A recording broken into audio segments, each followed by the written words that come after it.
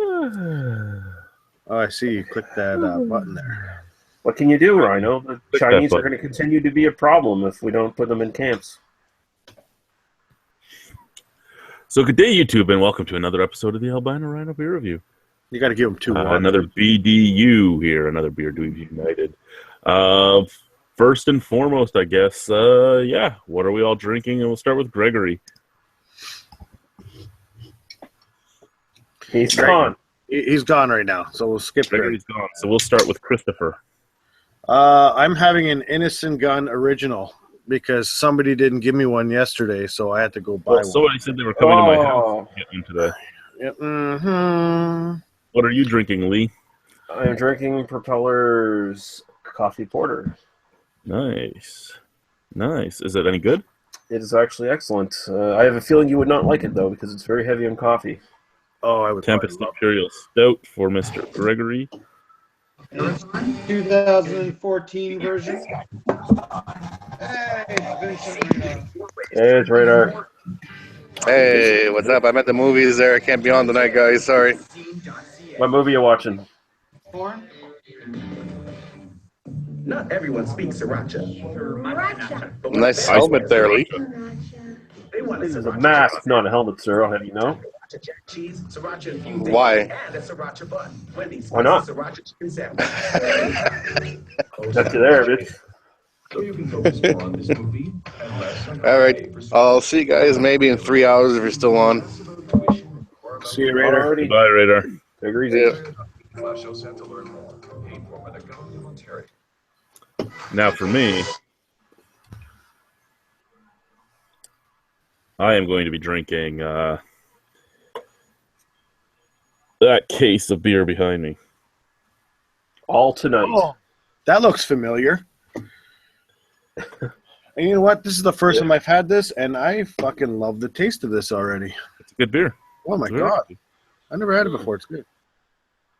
Now, if we end up with any viewers in the future, because we're still early on in the video, so people will be watching, how old do you think I am? Would you ID me at an LCBO or beer store location? Why wouldn't you just bring your son into your fucking store with your wife and say, do I look like I'm under 19? My son's fucking 6, 7, 8 years old, or however old he is. Yeah. I'm surprised Chad's wife isn't arrested for pedophilia. He looks so young. God, Chad. Fucking grow a beard or something.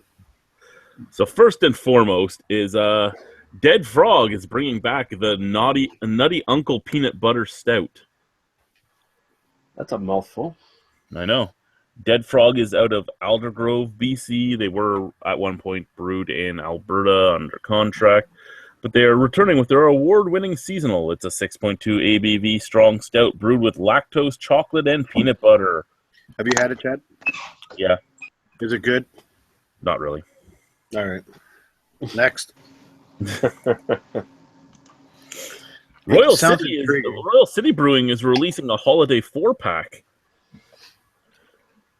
Now, I would love to get to Royal City. To get these, Royal City is, for anyone not knowing, in Guelph. What they're putting out this year is, first off, Ginger Bells, which is a ginger porter at 5.5 ABV. Jingleberry, which is a cranberry and sage ale at 6.75 ABV. Christmas Spice, which is an apple and cinnamon brown ale at 6% ABV. And the Gozas of Christmas Present, which is goes at 4.8% ABV. Okay. That's fairly interesting. Yeah, it's a nice mix pack. All of them kind of Christmassy and different for the brewery. I'd buy it. Would I? To try it. I'd buy it to try it. So unfortunately, I am not in Guelph, so I will not be buying it to try it, but I would buy it to try it. You want me to pick you up? We'll go. Up there. Chad, I'll pick you up. We'll go. Okay, let's go to Guelph. Sometime in the new year. Before child. I don't think that's going to be there anymore. Okay. Next, from Niagara-on-the-Lake, the Exchange Brewery has announced that one of its beers will soon be available at select grocery stores. The Session Saison. It is 5% alcohol, 25 IBU, and it will be sold for $9.95, a $7.50. So they've actually lowered the price by like $4 on this one. So their session saison is just essentially what a traditional saison would be if it was on the strong side. Yes. One day we will get in there to do that beer-umentary at the exchange. As soon as they can figure out a day, we can go. What would a real session saison be? Would it be like? I'd say probably like 3-4%.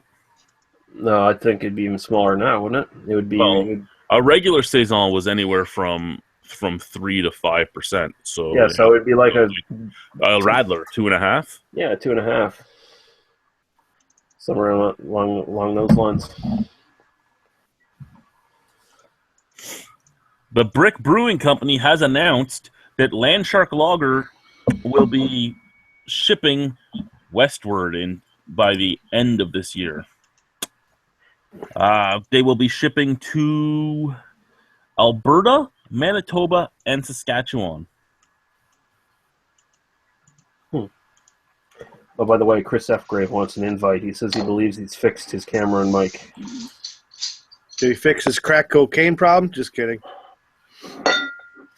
Next is Burdock. Burdock's Brett Peach Saison is came out on Friday. Saison sounds intriguing. Follow up to their Brett Lime Saison. This is in 750 milliliter bottles. There's only 1,500 of them, and yeah, that's it. It doesn't say what the ABV is on it. But it spent 2 months maturating with Niagara peaches. Nice, I guess. Niagara peaches are good peaches, sir. I don't like peaches to begin with, so. A-Frame Brewing opened up in Squamish, BC. A-Frame Brewing. Sure. They opened up with the Okanagan Lake Cream Ale, the Elfin Lakes Belgian Ale, the Sproat Lake Dry Hop Pale Ale. Wait, what? Lake Porter. Did you say Scroat Lake? Sproat. Sprout Lake, okay. Scrotum Lake? Sproat. Lots of lakes. Lots of lakes, guys. Lots of lakes. Yeah. But you have a dry hop pale ale, a Belgian ale, a cream ale, and a porter. So I mean, you have all the colors you'd expect to get. Yeah. Well, I mean, they can cater to basically everybody with that lineup. Yeah. Yeah, why not, right? Just for your information, Chad, the other grocery store in Niagara Falls is the Freshco on Kaler Road. Okay. So up in Nova Scotia, over there in Nova Scotia, North Brewing launches its new artist series of labels. Much like the Collective Arts series, they had artists make up the labels for their beers. Julian Hamish did the Priority Pale Ale and Headline Milk Stout. Amy Corbett did the Dark Sky Strong Belgian Dark and the Midnight Barrel Aged Strong Dark.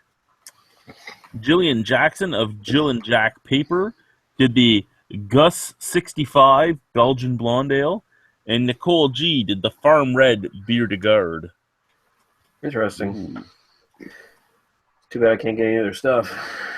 They're all bottled. It's you sir need to get a good trading partner. I don't want to fucking associate with people. Off-Grid Ales launched on the weekend in New Brunswick. I know someone that wants to trade beer with you.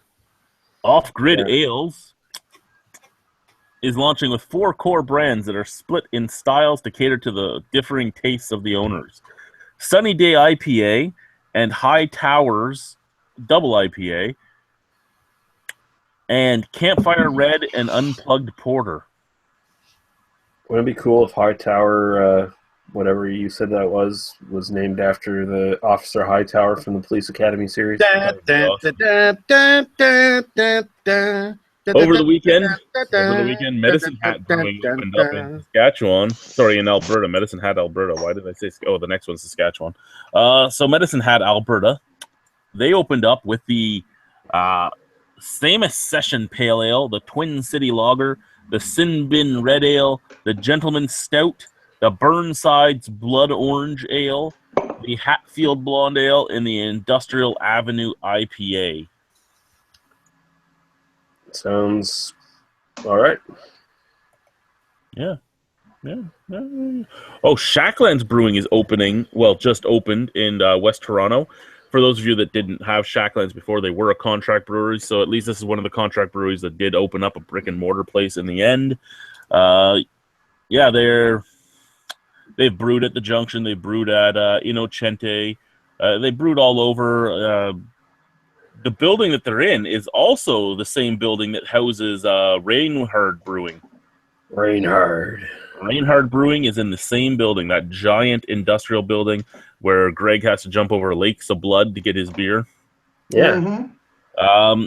They are doing cash-only sales of Wit, Saison, Belgian Blonde, and Farmhouse Ale is only on draft. The other three are available in bottles. They really need to make a beer called Reinhard 2 Rain Harder. And number 3, the hardest rain. And just to go back on the Police Academy thing for a second, that brewery needs to make a double milk stout and name it after Leslie Easterbrook's character in the female cop.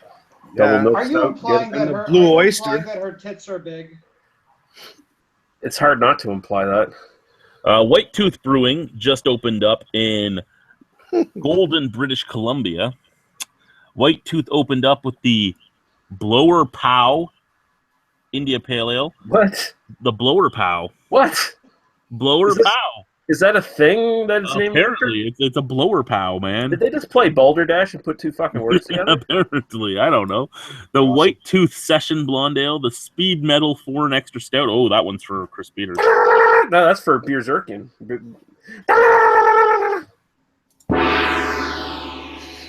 And then they also came out with the Icefield Pale Ale, the Launchpad Rye Ale, and the Thread the Needle Wit Beer. Uh-huh. Oh. Mahoney. Lastly, from the Canadian beer news is Tide House Brewing, launched this week in Halifax. Another one. Yes, sir. Tide House Brewing will be debuting its 4 core brands. Like a motorcycle ale, the Okay. Copper, Logo Wild tread. Thing, and Golden Glacier. Okay, so they started off with this like motorcyclist motif, and then they went to Golden Glacier. Yeah, they also have a Hoppy Saison and a Spruced Red Ale.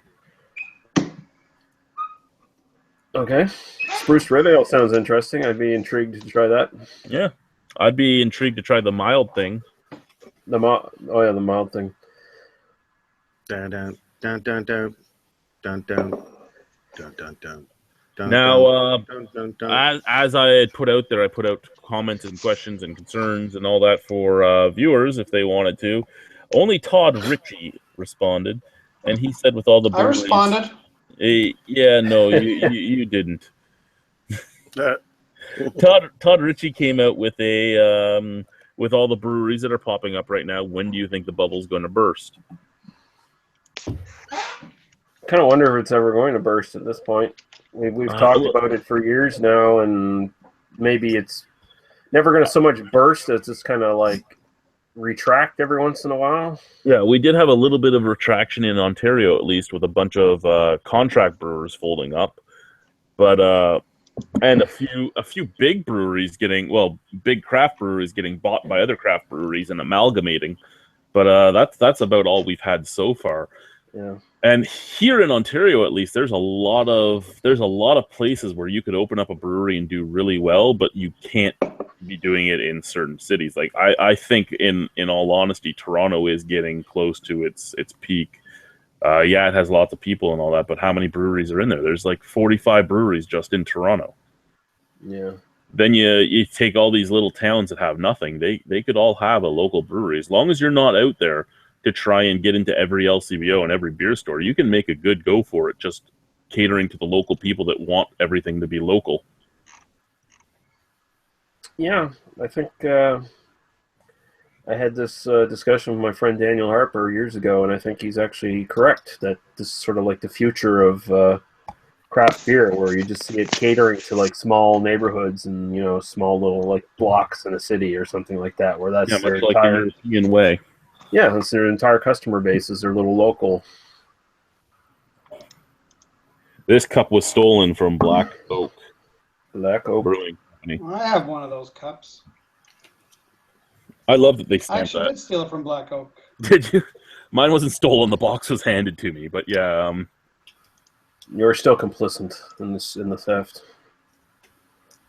Yep. Accessory to theft. let's grab it. Extra time for you being in Albino. Extra jail time. Well, I look so young that they figure they can leave me in longer. That's Looks right. looks like Chad's gonna have a hangover tomorrow with all that beer he's drinking tonight. All that 6.6. Let's see here in the actual chat. John Bodica says Sleeman's original draft ? LOL. I don't know what he's. I don't know what that He pertains probably to. just saw the red of these cans. Ah, I thought no. Siemens original draft. Innocent gun, sir. Innocent gun. Mr. Angus Wangus says, I finally got to try a can of St. Ambrose Oatmeal Stout. It smells exactly like dumpster juice, but it tastes like liquid heaven. Now I'm left wondering if dumpster juice tastes good. Well, there's only one way to find out, really. Do it, and film it. Yep. A little bit of dumpster diving. Oh, that'd be awesome. Drill a hole in the bottom of a dumpster, and whatever comes out, you just drink it. Yeah. And try not to throw up. And if it tastes good, tell us. Bottle it and sell it. Fuck. Fucking right. Just don't let anyone know you're actually selling them dumpster juice, and you'll probably do well. Oh, fucking the liquid of dead babies and feces. Yeah. That's what That'd be Chad like does with his used bathwater. Yeah, I sell it as Essence of Albino. Wait, he's got dead babies in his bathwater? What the fuck's going on there? What happened there? Feces I understand, but dead babies? Chad's got a I don't know. problem, we all know it. This just got really dark really quickly. Anything else in the comments? No, that's it. Alrighty, well, first and foremost, I guess to continue the hype train going for half hours on Earth right now. Half Hours was rated the third best brewery in Canada on Untapped recently. About a week ago, they were ranked number 3. I believe they still are at this moment ranked number 3. So what was that? Was that like some mass fucking vote up all of a sudden? Well, they run the same type of algorithm that the rate beer and all that runs. So they take Where's that located? Seaforth, Ontario. They take the amount of people that have liked the brewery and the average score of the beers and all that, and the amount of people that have rated those beers, and that puts you on your rating scale. So it's a popularity contest? Awesome. As opposed to a your beer tastes great awesome contest? That's what it sounds like. I mean, is it good? I've never had it, I don't think. Half Hours on Earth? The good beer? I love a lot of their beer. Okay, I think then, they make some of the it's best well beer in the deserved. province. Maybe it's However, well I deserved. also think that the ones that aren't all that good are some of the worst in the province. Touche. Hey, at least they're going all out on both ends. Well, that's just it, right? Like they specialize in sours. Like and Greg? Yes. Going out on both ends? They Like Greg? specialize in sours, and they do a very good job at what they do. It's some of the styles he comes up with just don't work. He did a sour farmhouse brown ale, and that was one of the worst things I've ingested in a long time, for me personally. Then he's done a whole bunch of like sour saisons and sour dry hop beers and stuff that are fucking lovely. One of my favorite beers from him, which I actually given a 10 out of 10, is Totally, which is a raspberry hibiscus sour ale, and oh my god, was it good! That sounds good. Hey, going back to what Mr. Angus was saying about his dumpster juice. This St. Ambrose oatmeal stout, is this good? Is this a good oatmeal stout? Does this taste really good? Because I've never had it, and It sounds very intriguing. It's not incredibly It's very tasty. flavorful. It's not incredibly flavorful, but it's actually really good and solid.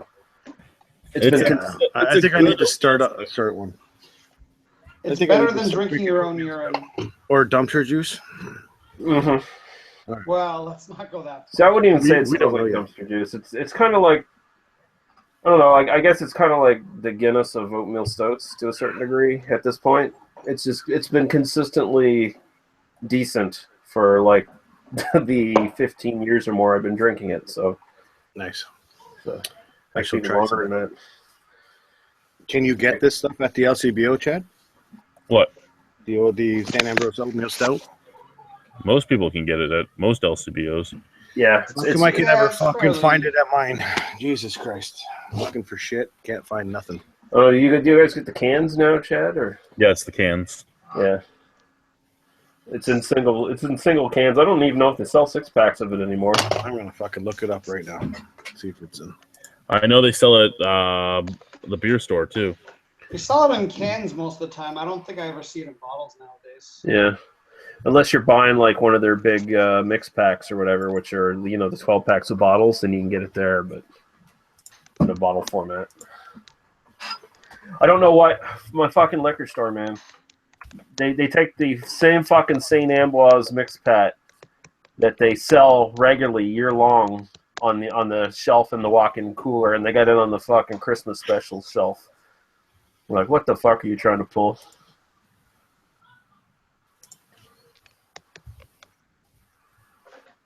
And it's sitting there right next to the fucking Unibrew pack that came in this year. I'm like, yeah, what am I buying? Oh, I think I'm gonna buy the Unibrew or the Unibrow is.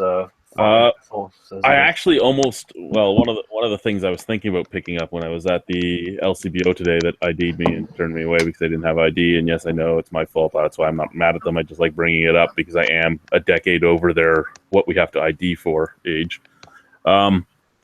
Anyway, they had a 6-pack of the Sleeman selection pack, so you could get one of each beer instead of the 2 of each beer. And the Spice Ale actually intrigues me. Oh yeah. So it's what Spiced Ale? The Spiced Ale, the IPA, the Porter, Okay. the Silver Creek. What were the other two? I think the dark as well because I saw 2 dark beers on the thing, and then I would guess the last one would have just been the regular draft or something. Yeah. It's not a bad mix actually because their beers aren't bad. Yeah. It's worth it for the Porter and the IPA and to try the Spiced Ale for sure. What I had in my hand was the Rascal London Porter, which I've never seen before. The St. Fulian's Brown, Stone's Go-To IPA, the Hazelnut Brown Nectar from Rogue. Yeah, those were the 4 I was buying, and then they also had the 6-pack of Sleeman's that I thought about, and they had the new tap beer from Schneider Weiss, the Tap 10. Maria's something or other, but that was a $10 beer on its own. I'm like, yeah, I only have a $20 bill in my pocket that I'm allowed to spend, so I'm not even looking at that. Huh. Yeah, gotta get more bang for your buck. Yep. So Sawdust City and Nickelbrook raised $1,200 for diabetes research. Over the month of November, they pledged $1 from every can of 1105 sold and $1 from every pint glass of 1105 sold to go to diabetes research to crafting a cure. So $1,200 was raised in that time pit frame. Good on them. Yeah. Yay. Wilford Brimley would be proud. Diabetes. All right. So Got Anheuser-Busch stuff. Go ahead, Chad. Sorry. Anheuser-Busch is giving away free beer fridges for office use. I guess they've realized that giving away free beer fridges at bars is getting them in trouble since it's illegal in the U.S. and Canada. So now they're doing it for offices. Excellent. And yeah, you get the fridge for free. You have to pay for the beer inside the fridge. I already said I want to make them believe that the Albino Rhino beer review area is an office, so I get the fridge for free and then fill it with stuff I like. Sort of is an office when you think about it. Kind of run your festivals from it, so It's true. So yeah, make this an off, and then find some way to fucking get it as a tax write-off because it's your office. It's your quote-unquote office. Get a tax write-off. Get some beer for free. Oh, we're up to 24 breweries now. Innocent Gun joined up, and Flying Monkeys just joined today. Yay! Good. Fly, my pretties, fly!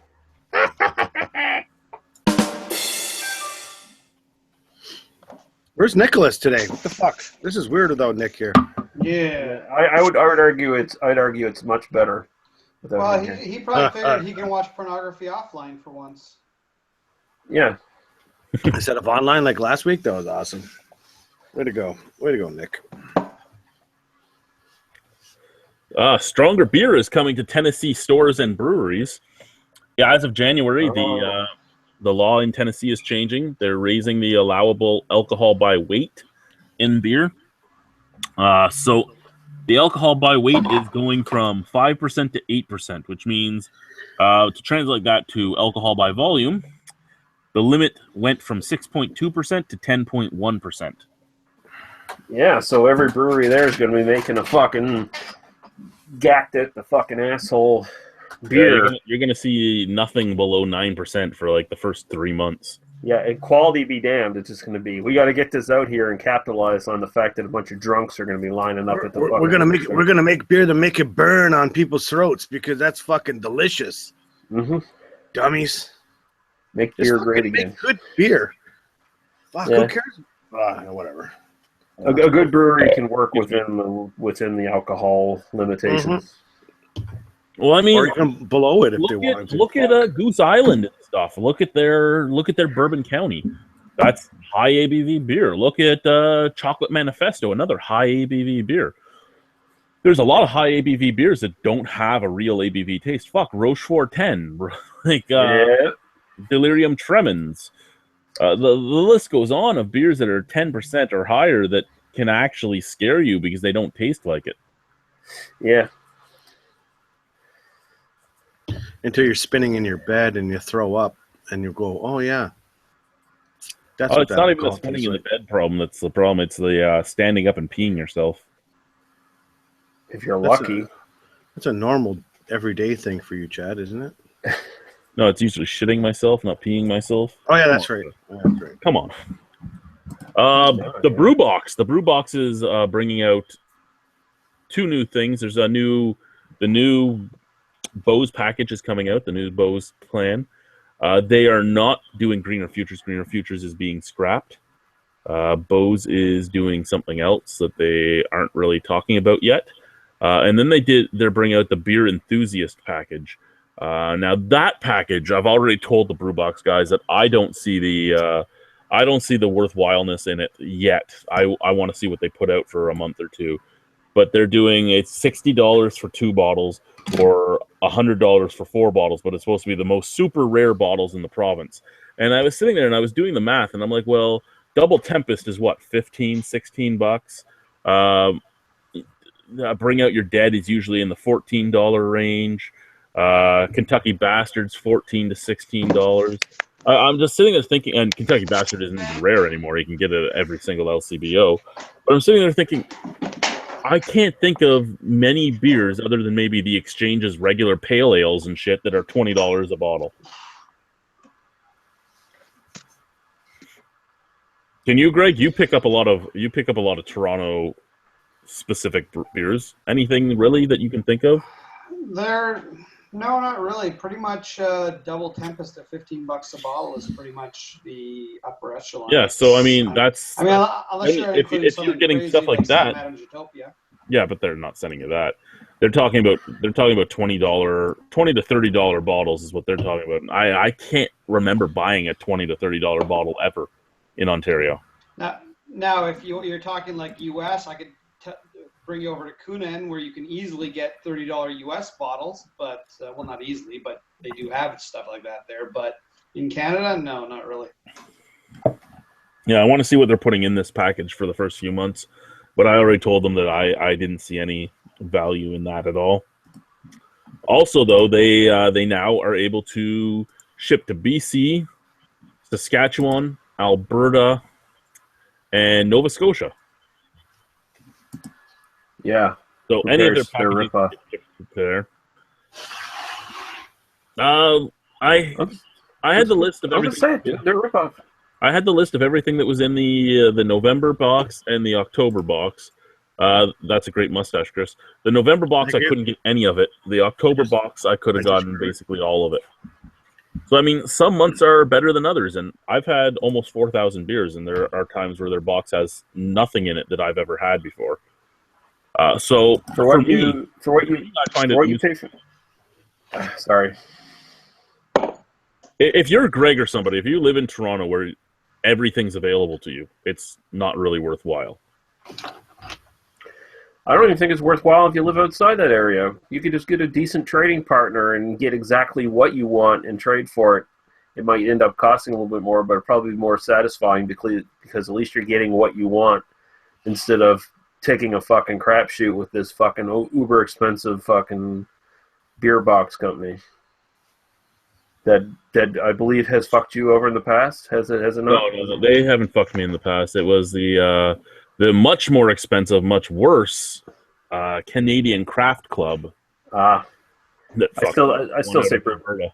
I still say Brewbox probably sells poison milk to school children, so you shouldn't trust them. I've now used 6 different mail order brew companies just to see what they were all like, just to be able to have a open mind on it all. And of them all, like I said, I would go with the brew box of all of them. But I also will say that if you live somewhere where you are in easy vicinity of a lot of really good breweries or big LCBOs, it's not really all that worthwhile.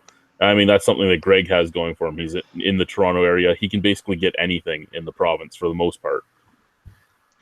Oh, our troll's back, gentlemen. You see that, Lee? Oh, what's he say? What's he saying today? Is he insulting us? Perhaps insulting your mustache? Mr. Alan Bay. I don't. Is this a troll we've had before? Because I don't. Yeah, Alan Bay. Yeah. Go ahead, read it. Because I don't even remember him. He's so fucking insignificant. And he says, "Hey, Rhino, you still haven't took that beer bottle and drove it up your ass live stream. LOL." Wow, man!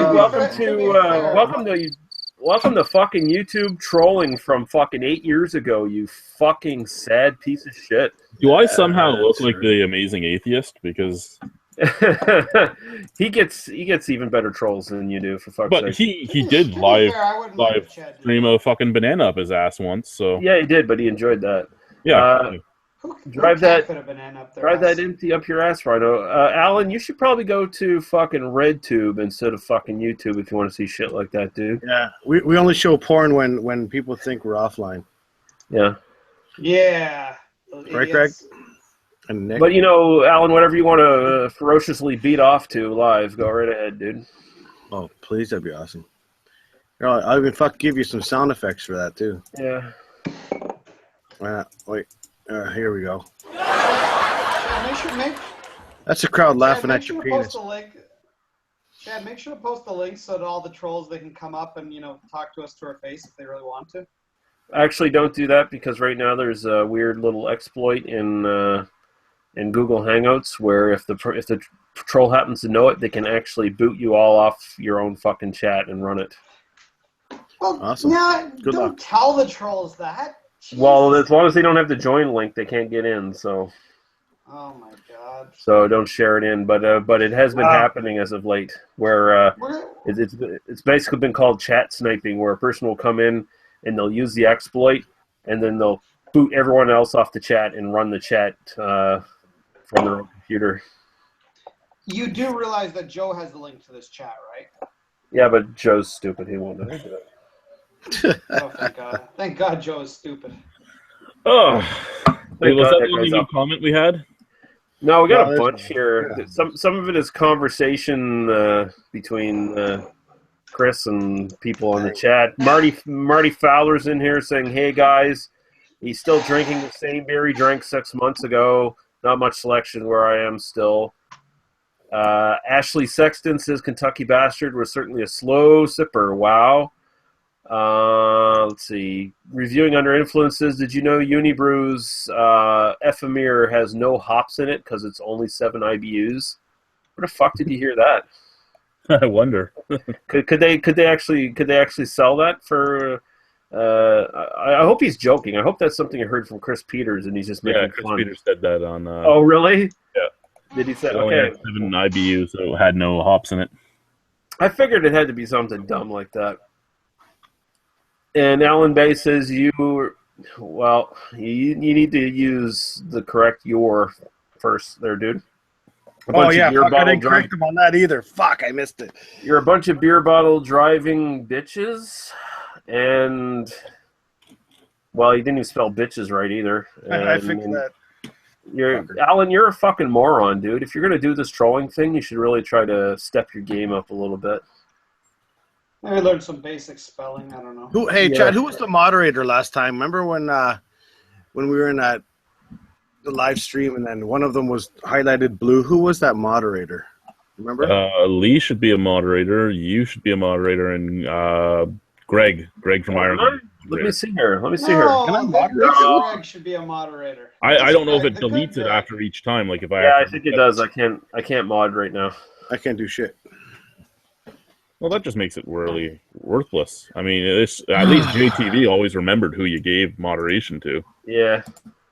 Come on, you're Google. You should be able to beat Justin TV. Yeah, but no, we had it one time when somebody was highlighted in blue. Who was that last 2 live streams ago, I think? Yeah. Now when it shows a mod, it shows a little wrench right above your picture. Yes, exactly. So nothing else? No other comments other than making fun of this Alan Bay guy? Well, Marty Fowler thinks that Alan's from Thunder Bay, so maybe he knows him. No, Alan Bay says, I bet your Rhino's got a big bottle of lube to get that bottle up his ass live stream. But don't worry, I typed something to defend you, Chad. Yes, he can do it without the lube. He goes dry, my friend, dry. It's the only way to feel it, you know. Yeah. Moth Lane Brewery is the first brewery to open in Western PEI. PEI has a Western Brewing in Murray Road, PEI, just outside Tyne Valley, will be the first microbrewery in Prince County. PEI has a West? Apparently. It's like so small that I figured that brewery would be right next to the Gahan House. That's really all it says, to be honest with you. Chris F. Grave's still trying to get in, by the way. Okay. Did you send him a link, or? I'll try again if you didn't get the last one. I sent it with my phone. That might hurt things.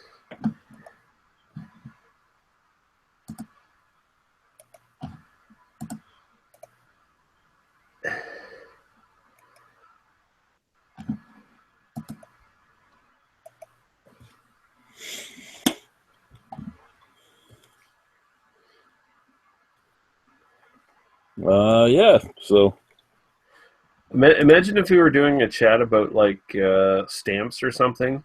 Alan Baby like, stick that stamp collection up your ass, bitch. I know I can stick a stamp up my ass.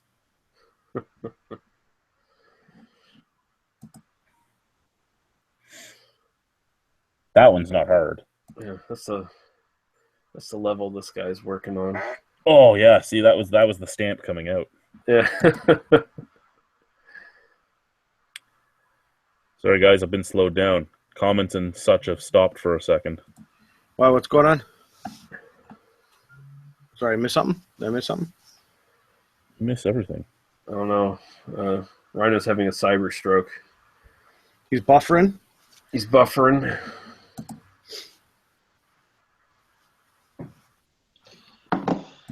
Buffering. So I'm drinking now, my favorite beer this year so far. My vanilla porter. It's so good. I am drinking another Innocent Gun. No kidding. I think that's what you're drinking all night, isn't it? That's what I'm probably drinking for the next 3 or 4 weeks, to be honest.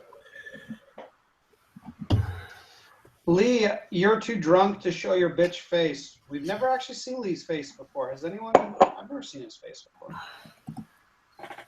Look at the geek with a mask, too drunk to show his bitch face. Look back and past shuffles. Look at past fucking Beer Dweebs United. Look at my actual channel. I show my face all the time. So your arguments defeated Alan Bay.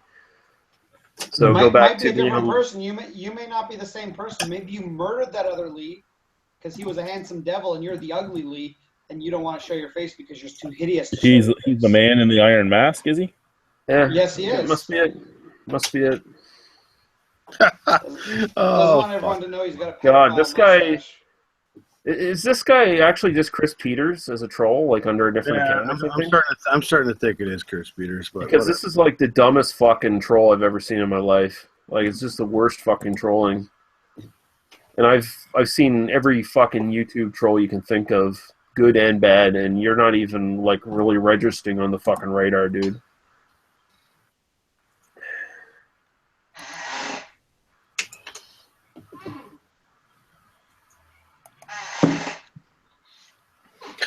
Mr. Angus Wangus, Lee's championship rants are the best. Oh, look who just got themselves silenced there, Mr. Alan Bay. How'd that happen? Who did it? I don't know. Someone moderating. Oh, look, he's some nobody with a channel with no fucking subs. Who would have thought? I'm kind of glad though, because I was worried he was going to call my mama fat. Yeah. Oh man, it almost happened. It almost happened.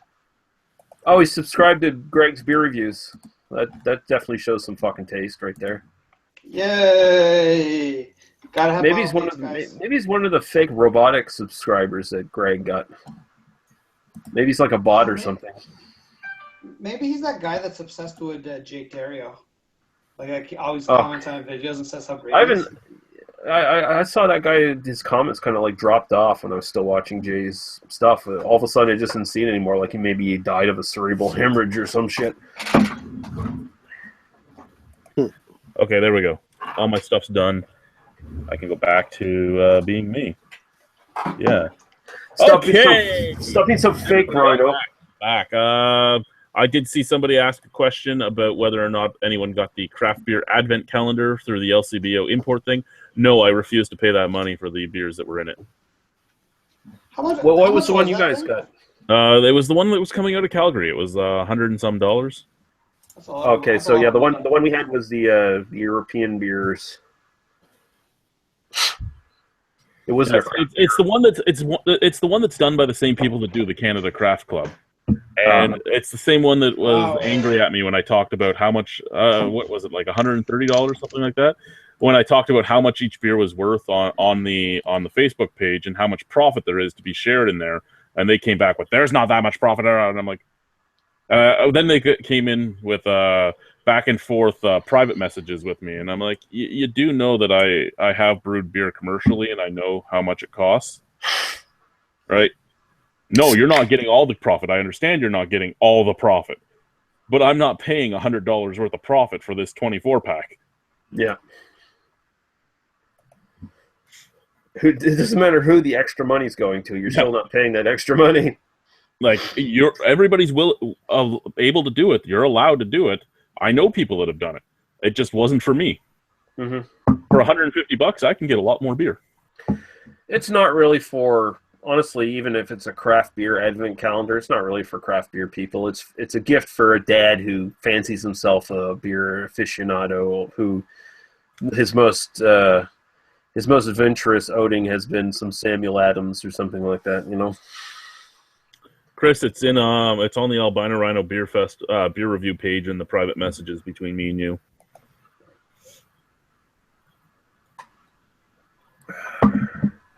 Yeah, apparently he's having trouble sending things to the phone properly, so which is a problem with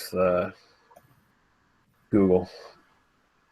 Lee Mahout says, yeah, it's $150 here for that calendar, and this year it's Old World beers brewed New World style. $150. Wow. No fucking way, dude. No fucking way. Yeah, so that, all in all, the 2-4 itself should be somewhere between $50 and $75. Right. They're all either 500 milliliter cans or 355, 341 milliliter bottles. So 24 of those, you're looking at anywhere from $2 to $4 a thing. So then you have $70 of profit on top of it. And yeah, I know you're bringing everything in from other countries and all that, but you're bringing them in very large quantities. I mean, I've imported stuff into the LCBO. So I also know what the import fees are for Ontario and Canada. Alberta, a little more import fees, yes, but the Canadian import fees are the same.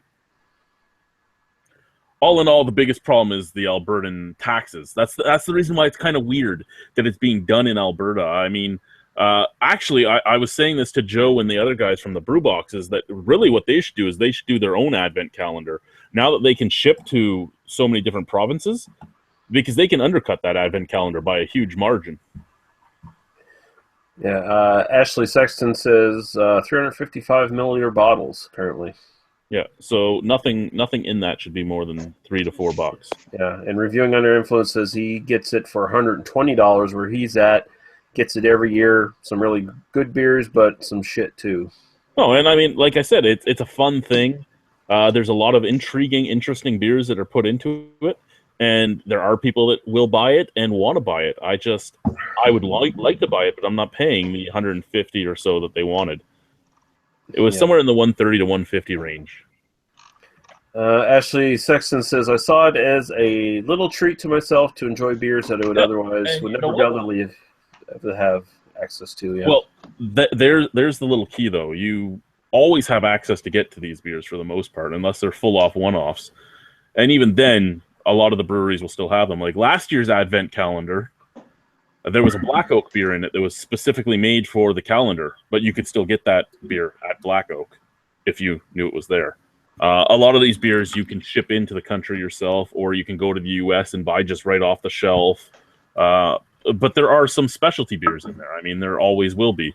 And those ones will be harder to get, but it's always able to be done if you want to. It's just not really worth the time. I mean, this is a convenience thing. It's a convenience thing. You didn't have to search any of them out. You didn't have to find them. You didn't have to wait in line. You didn't have to do this. You didn't have to do that. And it's a great product for some people. Brad Shea 212 says you guys should do a Whiskey Dweebs United one day. By the way, I love the Fear and Loathing poster, Lee. Thank you, sir. Jesus, Whiskey Dweebs. Imagine how fucking lit we'd get if all we were doing is drinking whiskey on a fucking Google Hangout. That'd be awesome. Let's do it. I'll pull out the Coeur de Bois.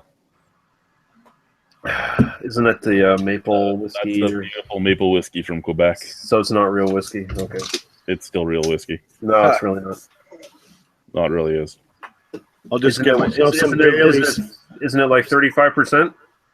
Yep. I'll be drinking Baileys all night. Baileys all night for me. I got news for you, Chad. It's not real whiskey then. I got news for you, Lee. You're going to suck my balls. Again. It's still not real whiskey. But yeah, like I'm not bad-mouthing anyone that buys it. It's not like some of the things where I'm like, why the fuck would you do that? And I'm not bad-mouthing you at all like that.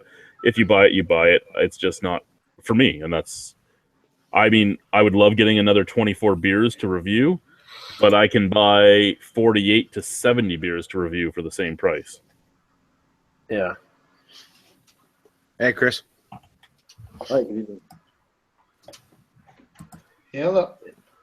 And Mr. Angus Wing says Railway City's Black Coal Stout is friggin' dark, like drinking a campfire. That beer, that was a fun beer because we tried it one year. The first year it came out, we reviewed it, and we ranted and raved on the Albino Rhino beer review about how thin it was, how it was a good beer, but it was super thin. There was no essence to it, no body to it, this and that. And back then,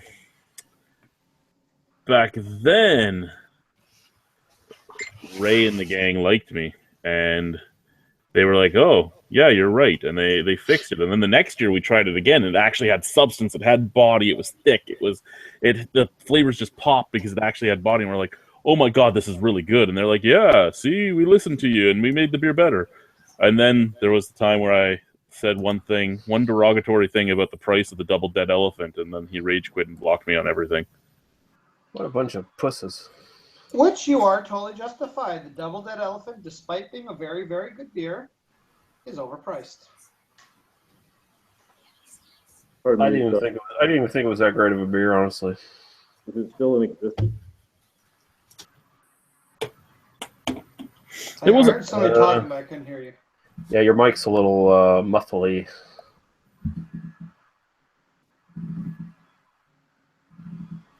Is it still in existence? Double Dead Elephant? Yes. Yeah, It's they a bring seasonal it beer. out once a year.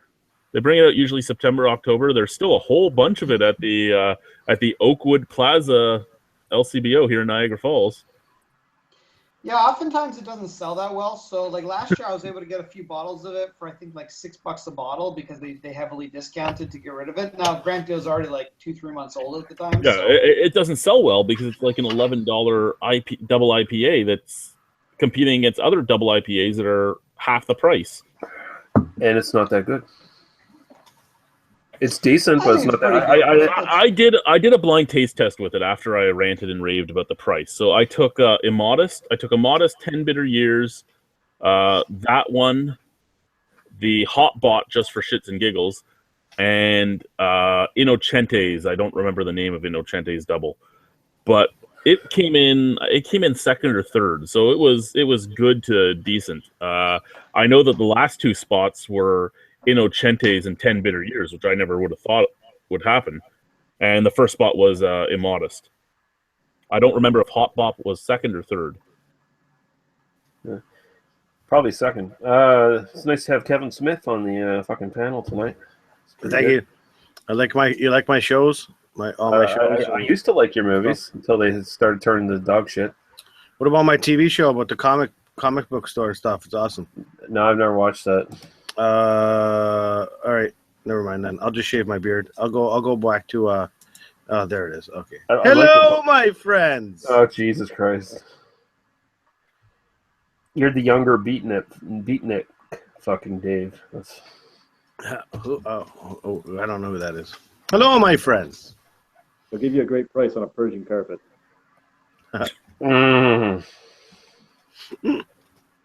Let's see here. More talk in the chat between the participants about the Advent calendar. Reviewing Under Influence has been fun to review the calendars. $5 a bottle for him is a good price, apparently. Lee Mahout says usually end of January they take those calendars that weren't sold and sell those beers as singles for $3 a bottle. And Reviewing Under Influence says he saw one store that had them for $1 a piece. And right now apparently he's getting fucking deadly hammered on Russian Imperial Stouts for $8 a piece. I can get fucking Russian Imperial Stouts for $5 a piece and get deadly hammered. We can do $4.50 for Bolshevik Bastard. Yeah, so you're doing even better than both of us. Well, we used to be able to get them for like less when they could get a 4-pack for $10. I gotta give Propeller credit though. They're But then we are looking at very different tax brackets. I mean, yeah. It basically has the highest tax rate of all of Canada for alcohol. Yeah, they're the Norwegian. They're the Norway of Canada essentially, except not as cool. But Russian Revolution, I got to give them credit. Propeller, they've really not upped the price at all in the entire existence of the fucking beer. It's maybe gone up like 10 cents or something throughout its entire run. So it's still $5.10 for a 500 milliliter bottle of Russian Imperial Stout. So that's pretty goddamn. I still remember the greatest deal I think was when you could get a 6-pack of Bolshevik Bastard. I can't remember if it was $11 or $12, but it was a fantastic deal. Like for. Yeah, you had to go to the brewery to get it. Yeah, it was a brewery only thing, but yeah, it was great. And I think they were kind of cheating. That got stopped when the LCBO found out that they were cheating the system. It got stopped and the price went up to $14. Yeah, which is too bad. The fucking LCBO and fucking win Premier Orville Redenbacher. And for those people that don't know what we're talking about, you are not allowed to sell something for less than you're selling it for at the LCBO. So since they were selling them for $2.50 a bottle in the 4-pack, they couldn't sell them for $2 a bottle in the 6-pack at the brewery. But they were until they got caught. Which again, fuck you, Ontario government. You know what? Who the fuck was the snitch on that one? Fuck. I think it was Average Joe. We were probably blabbing about it on BTU. No, I think it was Joe because he is her boyfriend. Oh, snap. Joe. So Joe, I don't know how rebuttal? many of you guys have ever cared about mycotoxins in your beer, but there I are do. beers that may have mycotoxins in them. They have been known to cause cancer and other such things. And I don't like the cancer. reason they don't get tested for is because of how much the testing costs. It has to be done in a laboratory and all that. Well, there's a company out there right now trying to make a little wand, a little portable wand that you can take with you to test your beer for mycotoxins. They're trying Mycotoxins or microtoxins? myco, Myco. MYCO. Okay. Yo. So another gimmick. Oh, right. Yeah, it sounds like a made-up thing. I'm not saying it is, and I'm saying it sounds like it is. And hey, I'm just saying, I watched a awesome little video recently where a guy was on a date with a girl, and it was the when your boyfriend's way too into beer, and he pulled out like a little vibrator to mix his beer with, and I'm just imagining a bunch of hipsters sitting at a bar with these little like vibrator wands sticking in their beer, checking if they're going to get cancer from their beer. That's what I'm imagining in my head. You know, it probably will happen. It probably will happen somewhere. All right. So a mycotoxin is a toxic secondary metabolite produced by organisms of the fungus kingdom. The term mycotoxin is usually reserved for the toxic chemical products produced by fungi that readily colonize corpse. I don't know what the fuck. Who knows? Okay. Sure. So it's guess what? It's a gimmick. Yeah, it's a gimmick. It sounds like a gimmick. It sounds like something that's not a serious problem. Otherwise, we'd be killing more people off. And I don't see any studies out there. Hey, I got a bunch of tree branches in my garage. Anyone want a magic wand? Like seriously. Yeah, they're magical if you use your mind. There's something in that it's a mild interest to me because with the amount of brewing that I do brew with some pretty weird stuff sometimes. And I've brewed from everything from jelly beans to meat to pieces of tree. And I know one time I had to watch it one time when I was brewing with cedar clippings. I'm trying to remember the name of the actual molecule that's in that. It can also be found in Jägermeister, but it's also in small amounts. But too much of it's actually going to kill you. So I wouldn't put in a bowl full of cedar clippings. But I'd be interested in something like that where I could actually test some of my own stuff and see just to make sure. That's kind of like a roofie, right, Greg? You use too much and you make filler? I know nothing about roofies, although don't use too much because they'll start to throw up and they may choke on their own vomit. But I know nothing about roofies. That's all just speculation and theory, really. Yeah, I mean, something's going to kill you. If it's not going to be free radicals, it's going to be mycotoxins, or it's going to be a car that hits you in the fucking road, something like that. But I'm not going to worry too much about it because I don't think it's actually a real problem. It sounds like a gimmick, trying to cash in on the the constant. That's total hipster too. That's what that is. Just the constant freakouts that every once in a while you see in the media. Oh, this is going to kill you this week. Oh no, it's good for you this week. I mean, next week you'll hear mycotoxins, how they make you younger and more fit. The best is me. It's a picture of this at a brewery. Oh, look. Oh, I drank most of this. Is this going to kill me? Stick my wand in my thing. Yeah. It doesn't matter where, how clean it is, and then start drinking it and go, oh, no, it's fine. And then oh, shit, my wand says I should already be dead. Yeah, fuck. I Googled my illness, and I should be dead. Decomposing right now. Now, because of your off-colored remark to Gregory there, and Gregory's response, that helps. Oh, I know what you're talking about. The next thing, which is a brewery called Mobcraft. Mobcraft crowdsources everything, and in their crowdsourcing, they let people vote on the names of the beers they're going to make. So they had a beer that was crowdfunded, and the name that came up was Date Grape. Oh my god! It did have a big fallout from it. It was a quick response though. The brewery apologized for the beer name with the sexual assault. Why the fuck did they even put it on the fucking can? They pulled the beer off the shelves. They renamed the beer. They stopped letting people vote on the names of the beer, and they donated all the money that had so far been made by sales of the beer to a sex assault clinic. Yeah, what else were they going to do at that point? What the fuck were they thinking? Wait, is this a clinic that supports sexism? It's like an institute for cancer research that tries to help give more cancer to people. So I actually, while reading this, was basically on the same wavelength as you, Lee. I'm like, why the fuck would you have even done that to begin with?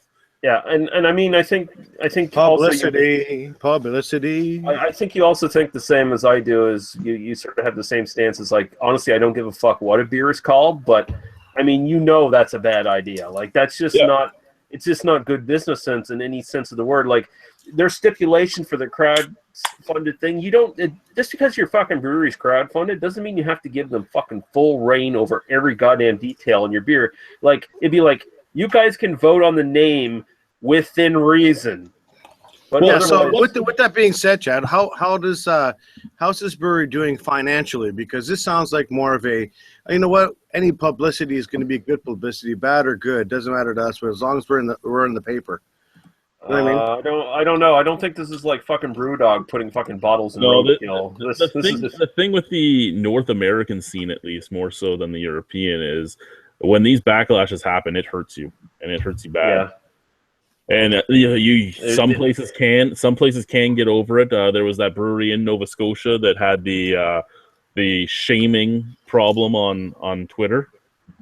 Bad Apple had that. They survived that, but there are breweries that don't survive things like this, and it just comes down to there are a lot of people that are like me and are like, it's a name of something, just don't buy it. I mean, they have the freedom to name it that if they want to, even though it's in horrible taste and everything. But I'm going to brew a beer. I'm going to do it. I'm going to brew a beer and call it anal dumpster juice. That's what I'm going to call it. See, that one wouldn't get as much backlash, but I mean, in this current culture where everyone's ultra sensitive about fucking rape and fucking women's issues and SJW bullshit and all that crap, like you can't win. You're instantly going to be fucking demonized. All right, how about just dumpster baby? Dumpster baby might work. All right, that's fine. It comes down to you have to have the business sense to look at that and say that's not going to be good. So why the hell would they put it on their can in the first place? Did they not realize that this was going to get some kind of backlash? Because people don't think like that when they do shit like that. They're like, that's what was voted for. Look at the fucking USS what the fuck was that? What was it called? Bodie McFuckface? Bodie McFuckface. That was the thing that the guys from Top Gear in the UK told people to vote on because the UK let the internet vote on the name of its new Navy ship. And Bodie McFuckface was the name of the ship for a few days until they realized that they should probably change it. Yeah. They shouldn't have changed that. That's great. Bodie McFuckface. I mean, it's the greatest name ever, but however, they knew it was happening. That's a ship you can be proud of. Remember back in the early 2000s, I think it was Tipper Gore that asked the band Anthrax if they could change the name. And they responded with, what should we call ourselves? Basket full of puppies? Yeah. So I'm just curious, for this group, this date rape, whatever the fuck it is, what did they change the name to? That isn't put on the websites that I found. It just says that they've changed the name. I don't think that a lot of these news stations really cared to go in depth with it. They probably changed it to consensual sex after marriage. That's probably what they changed it to. She said yes. I just don't understand. Like I don't understand why. I don't understand why you would even think it would be a good idea at this stage. I mean, it's not like you're like Chris's thing about Anthrax. It's not like you're something that's been around for 20, 30 years already. You know the way the world's been going. You've ran a brewery for a few years. These things pop up in the news every week. Why would you even think of doing it? Yeah, even if there wasn't that sort of SJW kind of culture thing that's really prevalent these days, even if that wasn't a thing, even then, that's just a dumb, bad taste kind of thing. Like, it's not funny, it's not interesting, you're not being rebellious or anything like that. It's just dumb. It's just fucking dumb. So Lee, it's interesting because Chad used the word thing, you've used the word dumb. Yet clearly this was premeditated. So I'm just wondering, at what point did they just push the button, so to speak?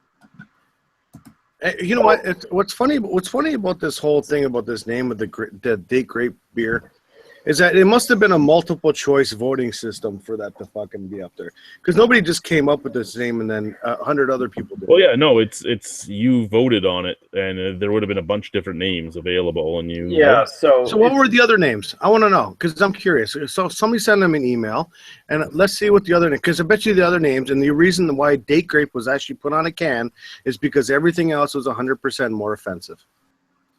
probably was the list. If that was like from a list of stuff to choose. Yeah, I'm kind of thinking that there was probably some really awful shit on that list too, like swear words for one thing.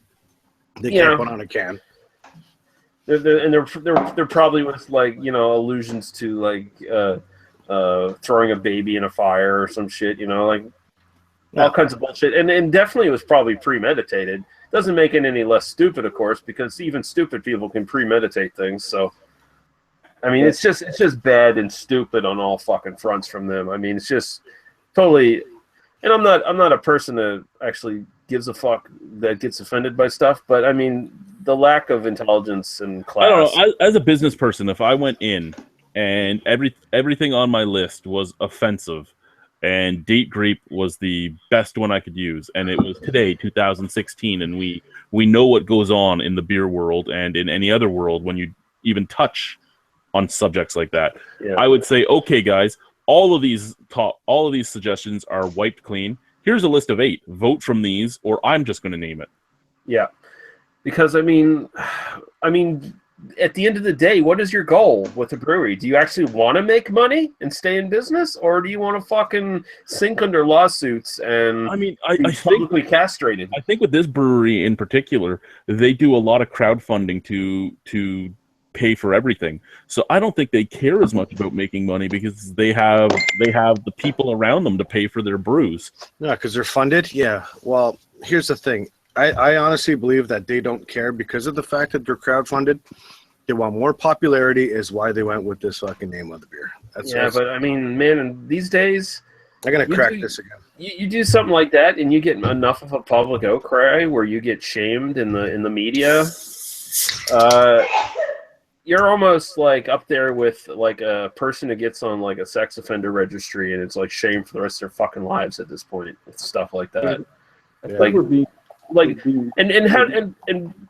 Where else do you go in the business world after that? Like if you run this brewery and you make this offensive beer and you go to business because of it, because you get fucking sued into oblivion and your name gets shit all over the papers, what do you do in the business world after that? Who the fuck is going to touch you? No one's going to fucking touch you. No one's going to want to do business with you.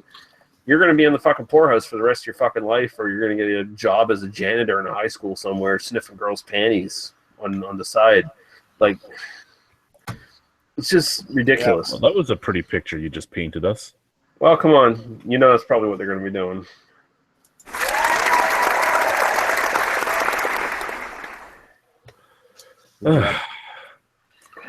So yeah.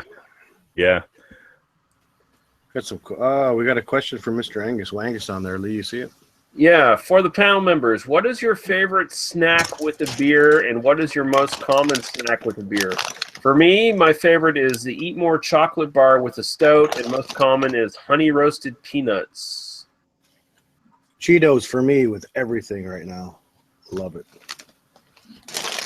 And dill pickles too on the side. Oh yeah, well, just cleanse the palate. I don't eat snacks with beer. I can't do it. It just I don't like it. I'm not into food pairing with beer, so I don't go to that level of forethought. And as far as snacking with a beer, I just don't do it. Usually, I mean, I'll have like barbecue with beer or something like that, but that's different. That's like a supper setting or whatever, you know. But snacks with beer, no, I don't do it. Anyone else have an answer? What about you, Chad? I don't like to eat while I'm drinking, generally speaking. Beer is okay if it's like a light beer, like an amber or something. I think it's pretty good with like a burger. But if we're talking like hard alcohol, I don't want any food anywhere near me when I'm drinking hard alcohol because Yeah. it just anytime I eat something, it just ruins the taste for me. Yeah, It's more of a snack thing that he's asking about. Not really what you're pairing with your dinners and stuff like that. Do you snack while you're drinking beer? Greg doesn't. Lee doesn't. I eat Cheetos. Fuck, I snack all the time. I love snacking. I find snacking with the beer ruins the taste of beer for me. And how about yourself, Christopher? Well, I do food pairing because every now and then when I brew up a massive load of beer, I'll get together with a select group of friends that are beer and food minded, and we'll draw names out of the hat. Each person gets a beer, and then each person has to come up with a dish for the beers. We have one big get together that night, and all the beers there and all the food is there. But as for snacking, I think I get enough carb to the beer as it is, and I don't really need much anything. And that's why I'm fat, ladies and gentlemen. Am I just curious? Am I coming through, or do I still sound like an escapee from the planet Zoltok? Well, you sound like you're muffled and you're talking into a pillow, but we can still make out what you're saying. Okay, I'll try to improve.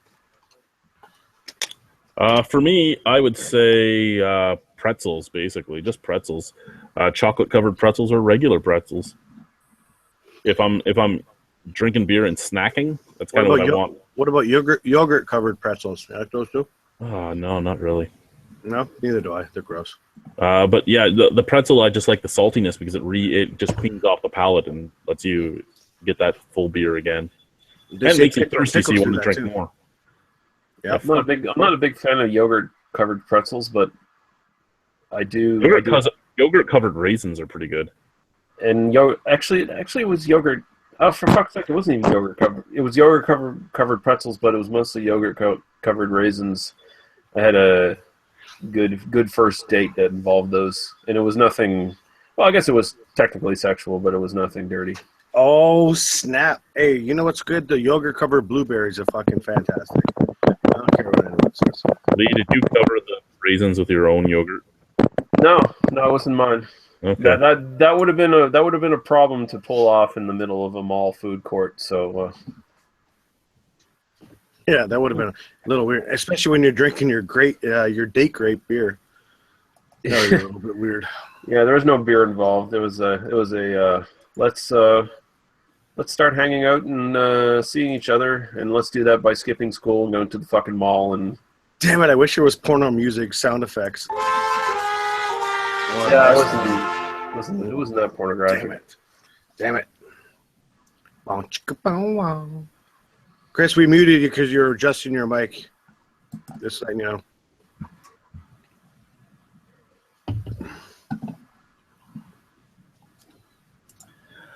know. Before we go on to any other topics, is there any other comments worth mentioning for me over there in the a whole bunch in here. Yes, there is. There's a few of them here. Mr. Angus Wangus says, Lee, can you answer that again with a championship wrestler tone, please? Listen, man, I don't goddamn eat anything with my beer. I'm into pure drinking. All you little jabronis out there, you want to eat snacks with your beer, that's fine, but you'll never get to the fucking title belt doing it that way, brother. Let's see. Lee Methot, whatever the fuck is. I always say method. Methot, yeah, maybe. Like Mark from the Ottawa Senators. His first name's pretty good, but his last name I'm not too sure on. Usually eat different kinds of cheese and meats as a snack with beer. Brad Shea 212 says, so many IPAs are expensive even for Canada's high liquor prices, but man, they blow the mass-produced garbage out of the water. See, and I'd say there are some IPAs that I'd rather fucking drink like a Sleeman Silver Creek or something over. Yeah. Robin C. Too. Go ahead. Continue. Robin C. says, what up, beer dweebs? Beer core droid here. If I snack with beer, that's probably a good sign I'm done for the night. Oh, yeah, I would think that would probably be where I'd be at if I actually snacked with beer. It'd be like, I don't care about tasting the beer anymore, so I'll just ruin it with food. Wings are good for shitty macro wings. beers. And we have Mock Media 9 says, what beer would you guys recommend that tastes good and is relatively cheap? Well, first you'd have to find out where he's at. Yeah, where are you, dude? Where are you? And then then it comes down to what's your personal taste. Like, what styles do you like? Because that plays a big factor in it too. I mean, I could throw a whole bunch of stouts out there that I really love, but if you don't like stouts at all and you're a fully IPA guy, you're going to hate that. Yeah. There, that's a highly subjective question. You got to narrow down the parameters there, sir. If you're in Ontario, one of my favorite lower priced beers is Rochefort 10 and Rochefort 8. Other than them, Delirium Tremens. There's just a plethora of things in cans and bottles now. Again, we've talked about it many times before, but Bolshevik Bastard used to be probably the best bang for your buck if you liked Imperial Stouts. But now at $4.50 a can, it's still a good deal, but it's not as good a deal as it was. Chris, you're still muted over there, Chris. Just letting you know if you're trying to say anything, then we can't hear you right now because you're muted. So hit your microphone button up top. Yeah. Robin C says C Arts Imperial IPA is badass. I guess that's what Collective Arts Imperial IPA. Yeah, their Imperial IPA is really good. I haven't had their Imperial Porter because it doesn't come here, but their regular porter, Stranger Than Fiction, is a great porter for a great price. Clifford Porter is another cheap Ontario porter that's amazing, just standard porter, and it's now out at the LCBOs.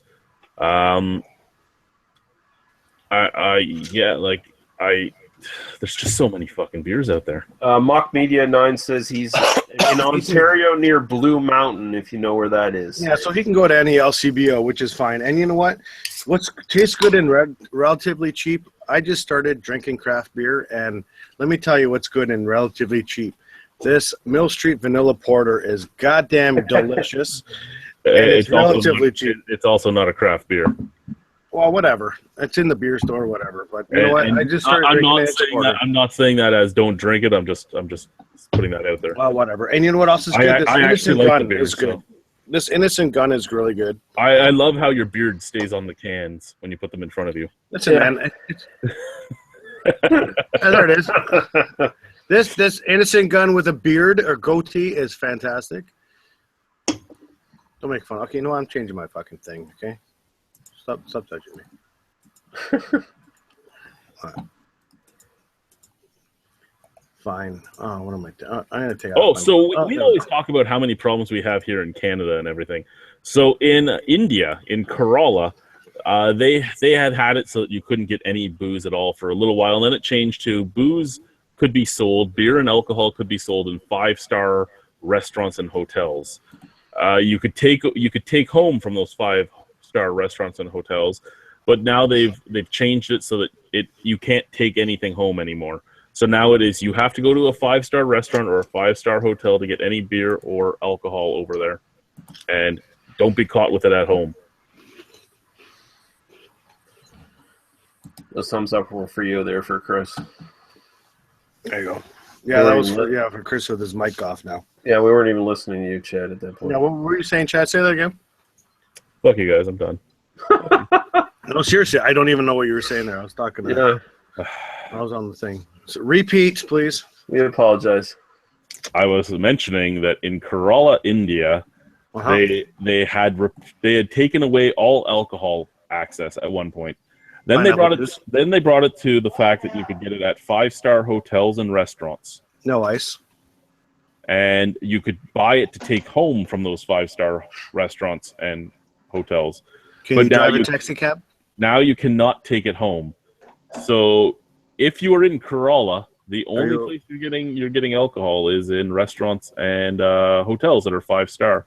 And doctors' offices? Wow. No. All right.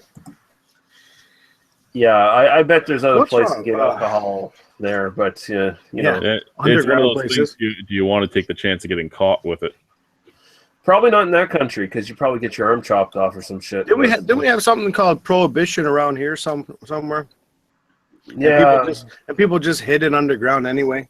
Yeah, but here you got caught with it. You didn't face the same. Whatever. But everyone's got a weapon and a machete over there anyway, so they're gonna. I don't know, man. fight I saw the Untouchables, and Sean Connery's doing some pretty harsh shit to some of the bootleggers. Yeah, that's true too. That was his money. It was his money.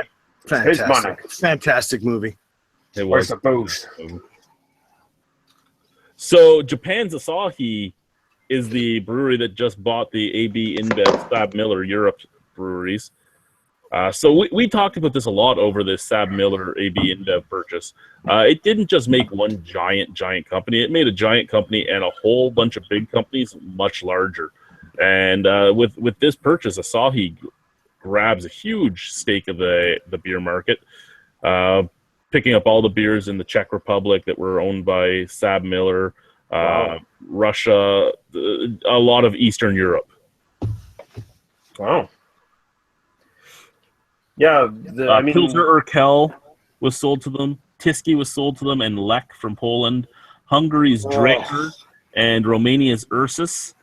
And that was all to help the clearance of competition regulations over the Sab Miller. And you know, it's not only that. I mean, say what you will about how big Sab Miller was or whatever. Anheuser-Busch didn't have enough money to buy them full out. They had to do some borrowing and shit to do that. Yeah, now they are tinkering out some of these breweries, but I think they're tinkering out the brands they didn't really care about at the time, and they're like, we can make $100 million back with these ones, and well, they're cost cutting too. I mean, they paid a shitload of money for Sab Miller. They have to cut costs somewhere to make their money back. So, I mean, they're not going to just make all their money back from revenue. They have to make their money back expediently. And to do that, they have to cut off some of these brands really quickly and sell them off to other people. So that's exactly what they're doing. And that's good news for people like Asahi, of course, because that's, I mean, they're taking the pie and they're carving up bigger pieces for people. Now here's a news article that I thought you guys would love, and I don't even have to really go into much of the article because I read the article. It's a fairly short article, and basically the headline tells you everything you need to know. Carlsberg Beer is undergoing a 15 million euro rebrand in an attempt to win back millennials. Why didn't they just make good beer? Exactly. If you want to win back millennials that have left you and went over to the craft beer world, instead of spending 15 million euros on rebranding, spend 15 million euros on making beer that they're going to like. Yeah, you've already got your brand. Carlsberg is a solid brand. I mean, everyone knows the fucking brand. What you need to do is change the image of that brand. You don't have to rebrand. You have to change the image of that brand by making good beer again. So focus your money on that shit instead of making the same fucking beer and putting it in a bottle with a different label on it. Like, that's fucking bullshit. New labels don't sell beer. At least not in the long term. Not unless they say date grape.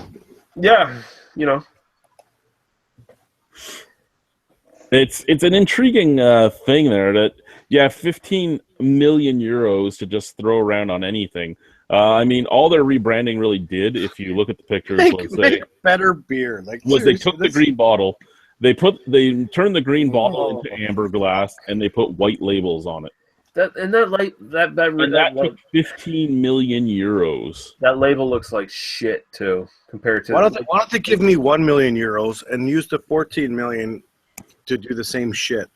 I'm not even harassing Carlsberg. I don't find Carlsberg a bad lager. It's a fine lager. No, it's fine. And, but much of the other brands they have under their umbrella are fine beers.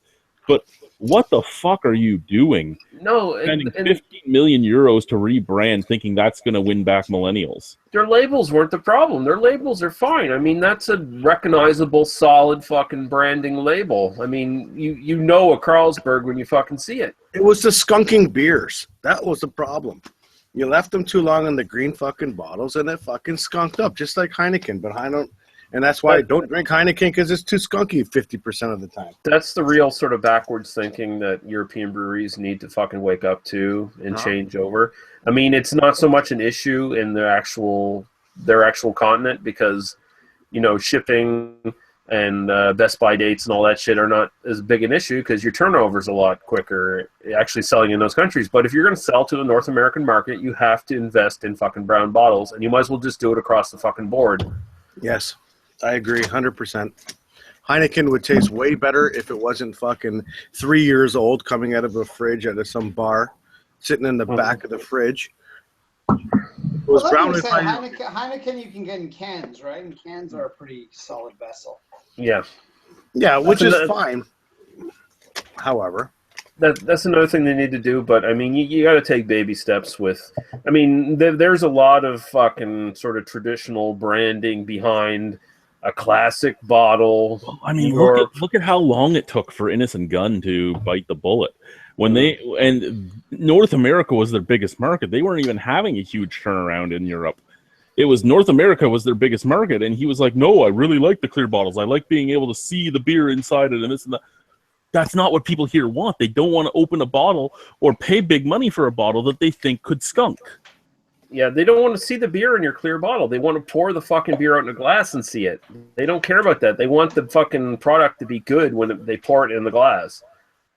Especially with something like Innocent Gun, which is, you know, it's like pseudo craft. So, I mean, it's a weird system with Europe. There's this very kind of still sort of stodgy, family-owned kind of mentality to a lot of those breweries. And we use green glass for the last 100 years. So yeah, it's very traditional. We know that Europe is a huge.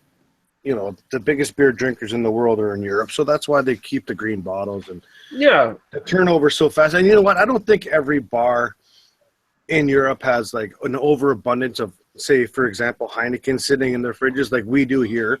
You know what I mean? We have like, say, for example, where we work, there's like 5 bars, and each bar has, you know, 50 to 100 Heineken sitting in the thing. You know what I mean? Those small bars or whatever in Europe, they might not have as many Heinekens, and that the turnover is so fast. So that's why Carlsberg and Heineken, they're Can you try and snap getting rid of them. Shut up. But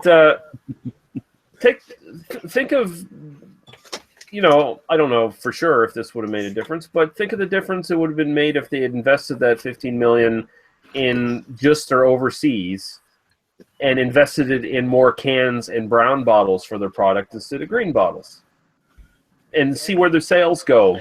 Put Carlsberg in a can consistently. Like, I don't know if it is. Is Carlsberg in a can? Yeah, it is.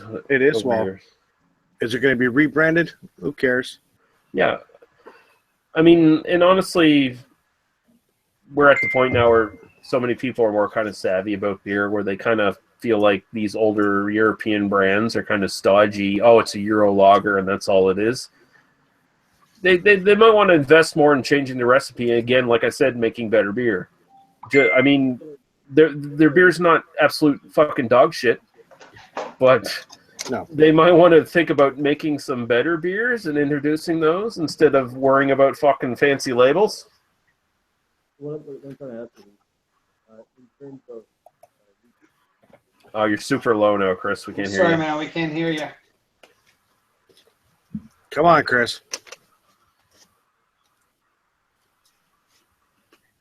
Do you have like a bad connection with your mic or something? Or I think it's sawdust in the phone. oh, I see. We can hear you better when you move closer to it, but even then you're kind of quiet. Yeah. Lapel mic. If I sing to you, like, oh, there. Now we can hear you, kind of. Okay, what I was going to ask in regards to the rebranding, Carlsberg, or even any of the other half a dozen beers that we just mentioned, because they're all, but the Carlsberg in particular was such a name. If you're going to rebrand and you're going to come out with different beer, what would you come out with so you don't necessarily scare away your loyal that pay the bills? Well, it's interesting because Guinness is kind of trying to do that right now, right? With their different stuff they've been coming out with the last couple of years. I mean, their Belgian Stout and their Nitro IPA and their Coffee Porter, and just the list goes on. They're trying to catch those millennials with the pseudo craft beers, yet they still are putting out their regular Guinness all the time. It's hard to say, but I mean, imagine if Carlsberg. I mean, for Carlsberg to get notice, and I mean these breweries like Carlsberg and Heineken. If you look at like Michael Jackson's old beer books, he lists beers that they made that were only like European exclusive that look really interesting and actually Elephant. Yeah, that would have been interesting to try, right? Now, think if Carlsberg came out with a really decent Imperial Stout and released that into the markets, because they have the ability to fucking make it. I mean, they got great facilities. They can make a fucking Imperial Stout if they wanted to. They can make any beer they want. Yeah. So actually, on that note, is it Carlsberg that makes a caution? I believe Okochum is now under. I believe they're now under AB InBev. I believe they were a Sab Miller contract. Are they the one of the ones that got dropped off to Asahi, or no? Tiski and Lek got dropped off. Zavich is still Molson Coors. Jivitz is delicious. Because of Okochum, they have the Baltic Porter, which is fucking amazing. Exactly, and I was going to say you can use that as the key point for your statement. Where if a major brewer, something like you said, from Miller or from Carlsberg can come out with it, then I would have to say a Okochum Baltic Porter is the starting point. Yeah, that's an excellent beer. Well, here's the thing with Carlsberg, they can make any beer they want. They don't really need to rebrand. They have their symbol. They got their crown and their whole logo. They got their brand. All they had to do was you know what? Just fucking make good beer and put your label on it, and it's going to sell itself. It's simple. Yeah, because you already got the strong brand. You just need to put strong product brand behind is it. fine. Exactly. But Chris is also right. They still need to pay their bills. So regular Carlsberg lager and all that would still have to be out. It would have to be something much like Lee mentioned, the Guinness way of doing it, which is just basically reformatting your business style and having 100 hectoliters or 1,000 hectoliters or 100,000 hectoliters put off to being used for pseudo craft stuff. So yeah, go ahead, Lee. I was just going to say, here's the bottom line. That investment that they made to change their fucking label should have been made to put aside those hectoliters for a different beer and try that. I agree. That should have been done before they wasted $15 million on rebranding. Yeah, the label is the safe bet, I guess, for them in their minds, and it's the one that they're probably going to... I really need to become a marketing firm. Like, $15 million to give them a white label with the exact same logo. Doesn't this sound like the same assholes who tell Dougal and Innocent Gun not to do certain beers because they can't sell it? Yeah. Like, it sounds like the same fucking stupid mentality, man. Or how the LCBO spent $250,000 to change the way the C looked. Yeah. Well, where are you not going to be able to sell an Imperial Stout in this day and age? If you make a great Imperial Stout, where the fuck are you not going to be able to sell it? That's fucking ridiculous mentality, I think. Oh, maybe Estonia or something, but Mr. Angus Wangus says, number one, Carlsberg is water beer, and then he says they need to make an unfiltered beer. You know what? And I agree with that too. That's a good idea, actually. Yeah, I like that idea. Change it up. Okay, that's actually smart. That's what Steam Whistle did to do nothing, to get a second beer without doing anything. Yeah, but unfiltered. Carlsberg unfiltered. Well, let's face it, though, Carlsberg better than Steam Whistle. Anyway, Carlsberg that's actually even smarter. That's a baby step kind of change where you just release the unfiltered version of Carlsberg and make a big ad campaign behind that. Even that's kind of a better step than changing your fucking label. So check this out. Here's the new Carlsberg unfiltered lager with the label that's white with some green fucking floating inside of it. Mm-hmm. Oh my god, I'm a genius. I'm a fucking. You know what? I just saved the fucking company. I hope they're fucking watching right now, because if they're not watching, they're. Thank you. Thank you very much. In the basement is any average marketer. He took somebody else's idea and ran. Yeah, exactly. Mr. Angus Wangus. I'll give it to Angus Wangus on that one. But I already came up with a label idea. Yeah. It's almost like running Carlsberg Brewery like a good brew pub. You still keep the main line of Carlsberg in, and then you That's revamp right. a line with And you rotate new shit out. If you don't have, honestly, in a craft brew pub, if you don't have a mass-produced lager, for those coming in new to beer, you're gonna scare fucking people away with pumpkin and everything. That's right. Like Plan B. Plan B's got a rotation. They have their 2 beers that they keep in. Then they rotate the other 4 or 5 beers out. And whatever stays in that rotation, and that's it. Simple. See, here's what they do. Year 1, they do the unfiltered lager. Year 2, they jump into spice and pumpkin spice lager. And then year 3, they'll go for pumpkin spice saison. And, great business plan. They'll just keep jumping on everything. Exactly. And then they go bankrupt because they went with pumpkin. You want to stop at unfiltered lager there, Carlsberg, in case you're watching. You go with your lager, your unfiltered lager, and your dark. And then build on those 3 together, hand in hand, and then the 4th one, whatever the fuck you want, because you've already made all your money back. Would that 15 million euro. Would that succeed with our good friends over on Beer Advocate, where when they review a beer, that they turn the label around, and when they find out the Carlsberg product automatically gets a C+. Yeah, that's stupid. That's ridiculous. Yeah, that'll always happen. That's because they're all hipsters and they fucking, it's Carlsberg. Fuck this. I'm going to grow my beard longer and fucking give it a Z. Give it a fucking 2 out of 10. Somebody get my flannel shirt and my fucking fedora. So, I mean, that's what it comes down to, right? Like, there are a lot of good Rickards products. There is a lot of good Guinness products. There's a lot I'm going to grow my beard. Yeah, that red series that they came out with was absolutely fucking excellent. Every beer in that series was good. I enjoyed the original cardigan. I loved the original cardigan. I loved the original Oak House as well. Yeah, well, they watered those down, and I'm kind of worried that if they bring back their Rickards Red series... I'm surprised they stopped the Red series so quickly. It was 2 beers, and that was it. It was doing so well. People were talking highly of it. I like the Radler. It's the same with Alexander Keith's. Their 1-hop series. People liked it. Craft beer people and noobs, like macro drinkers alike. Here's the thing. They did their 1-hop series as an answer to fucking Garrison and every other craft brewery doing a 1-hop series. And when that fad died off, that died off for Keith's as well. They didn't see the money in it anymore. And they honestly, they probably didn't sell much. And now you bring it back, it'll probably make more money. Yeah. I mean, it's going right now.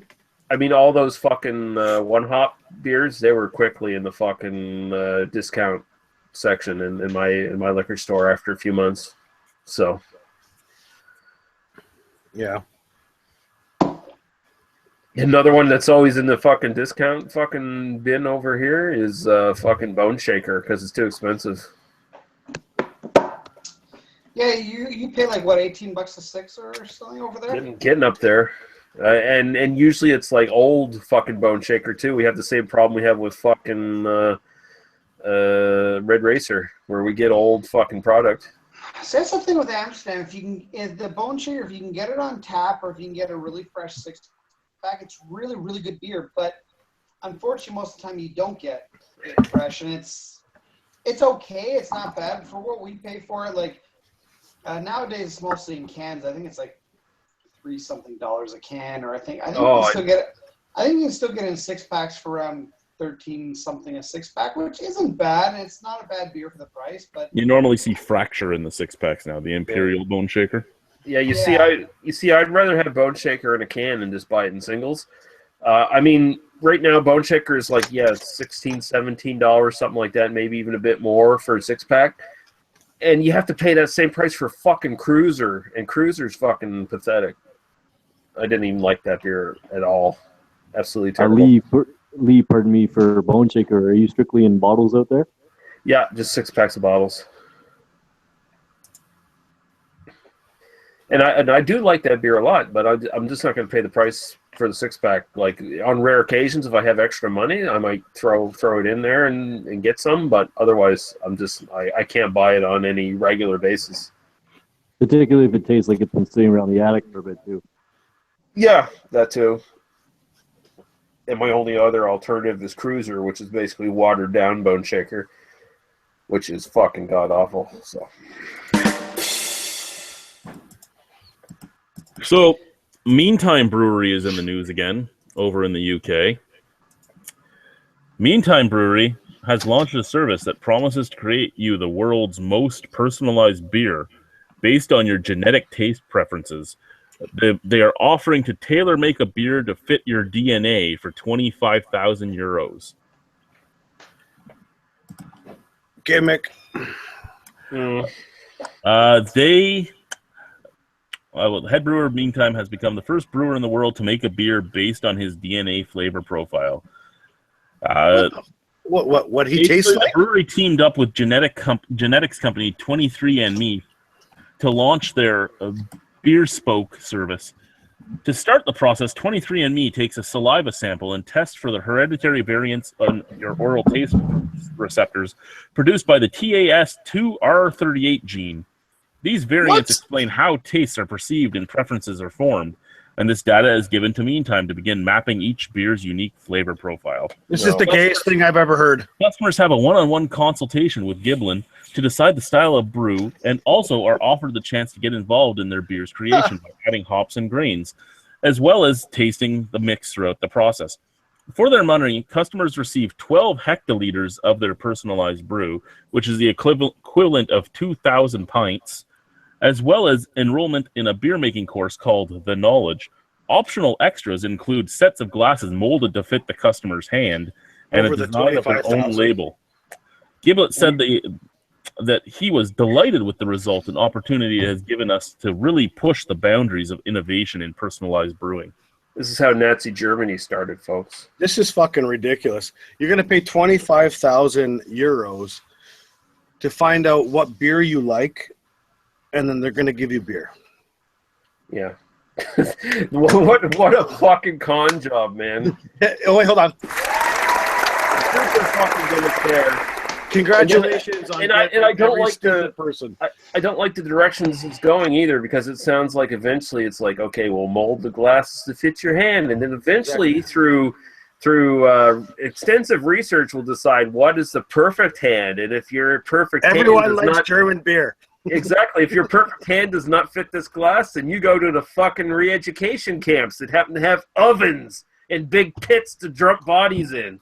And name your beer reviewers after that. Yeah. No, thank you.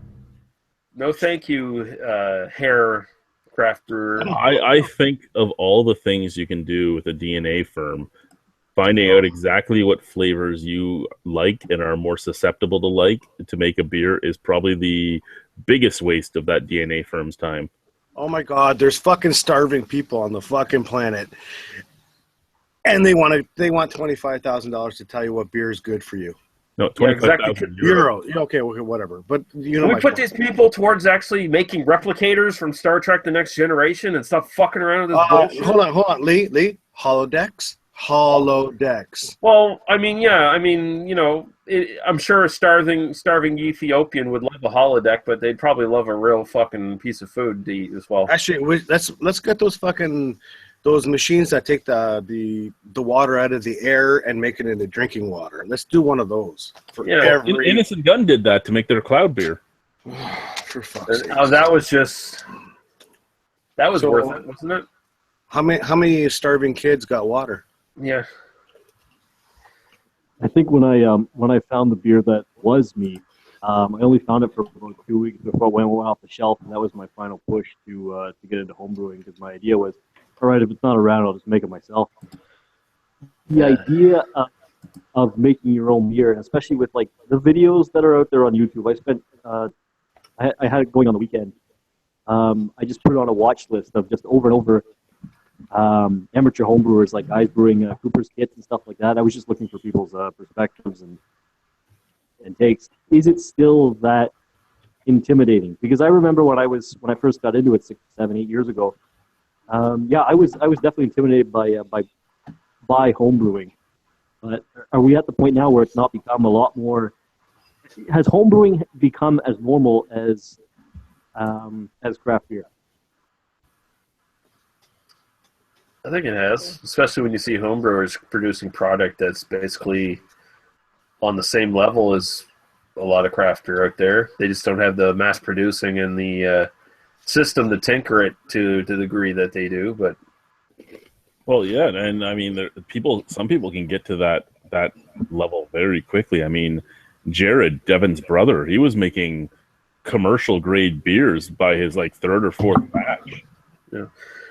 And I mean, and it's, you know, where you can do the comparison now is there's definitely a wider spectrum, because there's so many just like nano breweries out there where they're only working, some aren't even working on a fucking 1-barrel system. They're just, you know, doing shit in their fucking garage. Oh, you mean like, say, Plan B Beer Works? Yeah. And Cayman Kettle. I did not realize how much the Cayman Kettle must be brewing to get the amount of kegs they have, because that is the smallest brew house I've seen in a commercial establishment.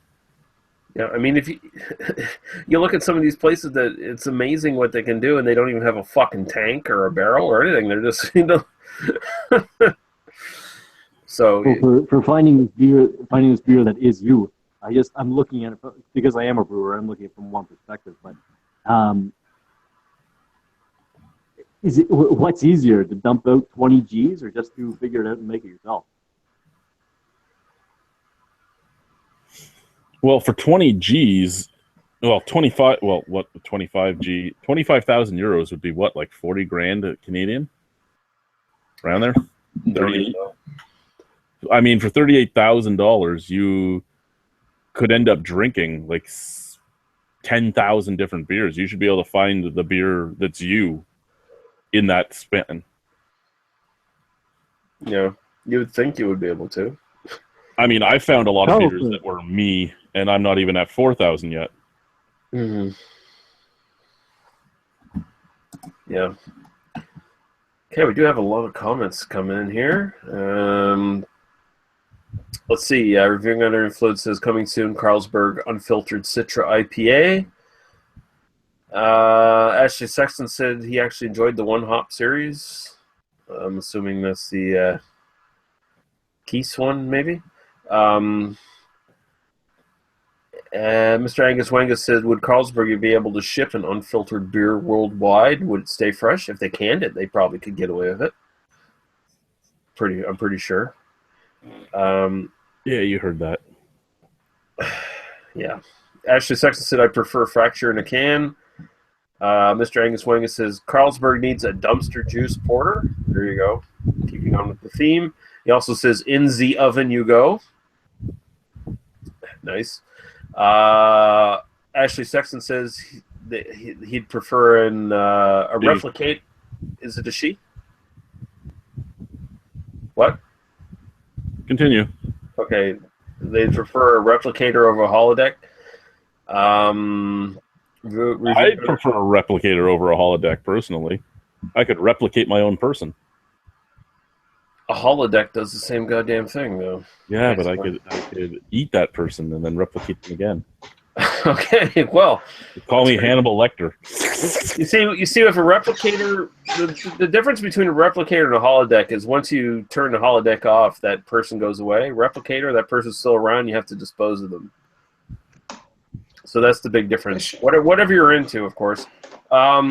Reviewing Under Influence says, why not buy $25K worth of singles at the bottle shop and find out yourself? A lot more fun, too.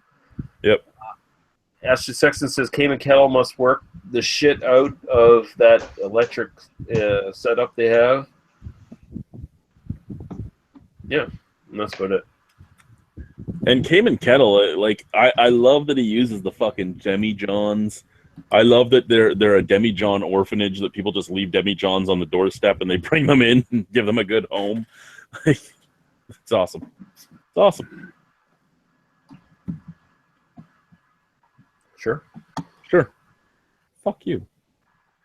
I don't know. I don't even know what a demijohn is. I don't know what the fuck you're even talking about. Demijohn is the big cylindrical glass vessels that a lot of home winemakers use. Ah, okay. Carboy is the other word. So a carboy. Well, it's not a carboy though. It's a different shape. Oh, it's a demijohn. Yeah, it's a demijohn. So it's a carboy but in a different shape. Yeah, it's a carboy but a different shape. Yes, that's probably the best. So just call it a carboy and stop fucking around. Oh, it's a demijohn. Carboy. It's an albino penis. Okay. I have no comeback.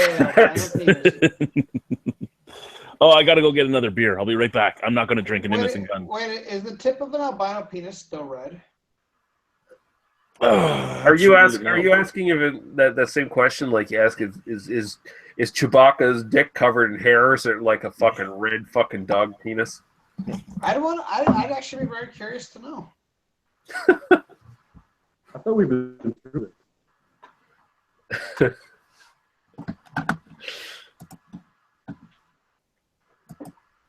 We won't be satisfied till Chad displays his penis for all to see on BDU. I'm totally satisfied right now. I just want to put that out there. No, you're not satisfied. Chad, show him your dick. DM it to him. I will unfriend you on Facebook. Who's gonna unfriend me on Facebook? I will. What did I do now? If you DM me a picture of your penis, I will unfriend you on Facebook. I wasn't at the computer, so I didn't hear any of that story. Okay, that's good. It was a wonderful story. Greg, I got a question for you. I haven't been down in that Evans Road for a while. Is there anything kicking at the Black Oak Brewery? Last I checked, not really. They had a couple of summer seasonals that came out with. They had their romantic summer, and they had their basically a rebranding of their summer saison. I don't think they've done anything for the fall, just the regular stuff. They're not Cracker Porter, and I don't even know if they've come with their triple chocolate stout yet. But yeah, they really haven't been doing all that much interesting lately. Chad? Yeah. Is that the non-alcoholic Prohibition? Yes, it Budweiser? is the Prohibition Budweiser. Please drink that and tell me what it tastes like, sir.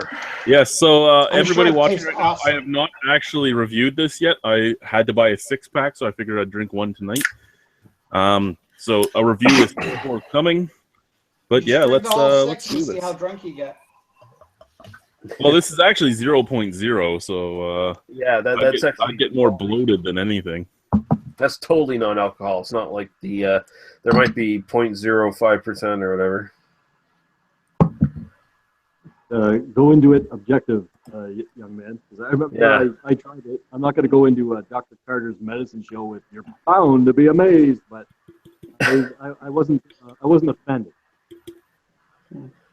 That's golden. I just find their fucking advertising kind of angle funny. That it's the non-alcoholic beer that tastes like beer, but it's Budweiser, which does not taste like beer. So what are you doing? Well, to be fairly, to millions and millions of people, it does taste like beer. So I guess advertising does work. I guess to the fucking J Terrios out there who will probably do 18 examinations of this eventually in the future. We're not supposed to name names. I always name names. So what I would say with this, off the 2 sips I've taken so far, is for the most part, beer review online right now, chat. Yep. Do it. It's a lesbian beer review. For the most part, this is basically just a slightly sweeter, little more under attenuated Budweiser. Red penis reviews. Yeah. Like it's just a little sweeter. It has a little bit more of that, almost like that Malta, that Tiger malt, that just malt beverage sweetness to it, but not as forefront as a lot of non-alcoholic beers are. So it's more muted, but it's there. It's pretty much Bud, but sweeter. So it's not like a lot of non-alcoholic beers, which end up tasting like fucking apple juice and cardboard, essentially, or shit, or boiled vegetables. Or So Chad, what are you trying to say, Chad? How's it taste? Of a non-alcoholic beer, this is probably one of the better ones. The best 2 I've had were the Baltica alcohol free that was sent to me by Urban Viking, and the Caliper from Guinness, but I'd say this is probably number 3. Listen, if how many of us are there in there? So if all 4 of you in the chat other than me ejaculate into a cup and then force me to drink it, it would still taste better than that Mad Virgin Lager that fucking Niagara Brewery makes. Oh, yeah. That's awful. This is godly compared to the mad alcohol-free lager from that college. was the worst liquid I literally put in my mouth. Like, I don't care if that was 20% alcohol, I would still not drink it. So what are you saying, Chad? Are you saying that it's worth the hype for non-alcoholic beers? Hard to figure out what I was saying. Listen, Greg, I'm just waiting for you to say it. Listen, Greg, if you're going to drink my man seed in a cup, I guarantee you it tastes better than that shit because I load up on fucking pineapple juice and coconut juice and stuff before I would. Yeah. I know much curry and stuff as I could before I put it in this cup. See, I know how to treat a person right when they're going to be drinking my seed. No ice. Yeah, Chad would just drink rotten milk and like steak. But yeah, so yeah, for a non-alcoholic beer, it's probably my third favorite, if you can call them favorites. Tastes like sweet Budweiser, and I can't really say I'm offended by it, and I can't really say I'm excited by it. Excuse me. And Brad Shea 212 makes a poignant comment here, saying people who say all beer tastes the same drink Budweiser. Yep. Mm-hmm. Exactly. It's true. What was it the first thing I said to you about this, Chris, when we talked about it? I said you just haven't found what you like yet. That's right. And a friend of mine from back home, back in Arnprior, was talking about how he didn't like beer. He's like, I don't like beer. Beer's gross. It all tastes the same, blah, blah, blah, blah, blah. And I go, well, what are you drinking? And it came out that he was just going to the LCBO or the beer store and buying whatever lagers were on the shelf. And I'm like, okay, here's your problem. You're buying the exact same stuff over and over again. I'm like, yeah, you're buying the same style. You're in Ottawa. Well, actually, he's in Arnprior. I'm like, you're 20 minutes away from Ottawa. Go into Ottawa. Go to the craft section, and pick up a whole bunch of different things and drink those, and then write down what you like and what you don't like, and then pick up other things from those different. Yeah, and some of them you're gonna look at it and open it up, drink it, and take 2 sips and go, "This is shit. I can't drink this," and dump it. But some of them you're gonna pick it up and go, "Wow, this is fantastic." This is a guy that has always been a liquor drinker and a lager drinker to a point where he just drinks the lagers to drink the lagers. He doesn't like beer, according to him. But his wife went out, and after I wrote everywhere he could go, his wife went out and made him an advent calendar for December. And she actually went to some of the craft breweries, too, and picked up stuff at them, because I had even listed different craft breweries in Ottawa near him. Good. And apparently, as of right now, he really likes IPAs. He's had a whole bunch of IPAs and stuff. And isn't that what's in... suggest that... Go ahead, Greg. No, I was just going to say, I suggest, actually, opposed to what Chris's view is, I suggest try whatever you can, but don't dump anything. Drink the whole bottle of it, drink the whole can of it, because sometimes you may not like it right when you try it. You may find it's okay by the end of it. Like for me saying that I dump it after 2 sips, I don't. I'll try to drink as much as I can before I can't drink anymore and realize that this is making me not feel good or it tastes terrible, and then I'll dump it. Sensible. Like I say, like one of my favorite regularly available beers is Great Lakes Canuck, formerly known as Crazy Canuck, which is a far better name for it anyway. Damn right. That's a beer. The very first time I tried it when I was very new to craft beer, it was awful, and I'm not even sure if I finished the whole can of it. I thought it was awful. And on that topic, though, Greg, the recipe for that beer has changed drastically. They have, but even if I had tried the original recipe now, I'm sure I'd still at least enjoy it. Like, like it's just your concept of flavor changes after a while. Like I remember, I actually reviewed Crazy Canuck a few weeks before I ended up going to GLB to do my beerumentary with them. And when I was at GLB, they had just released the new formula that had Citra and everything in it instead of just the shitty old world hops. And it was miles and above a better beer. Yeah, I mean, that beer always seems like they're changing it a little bit, but...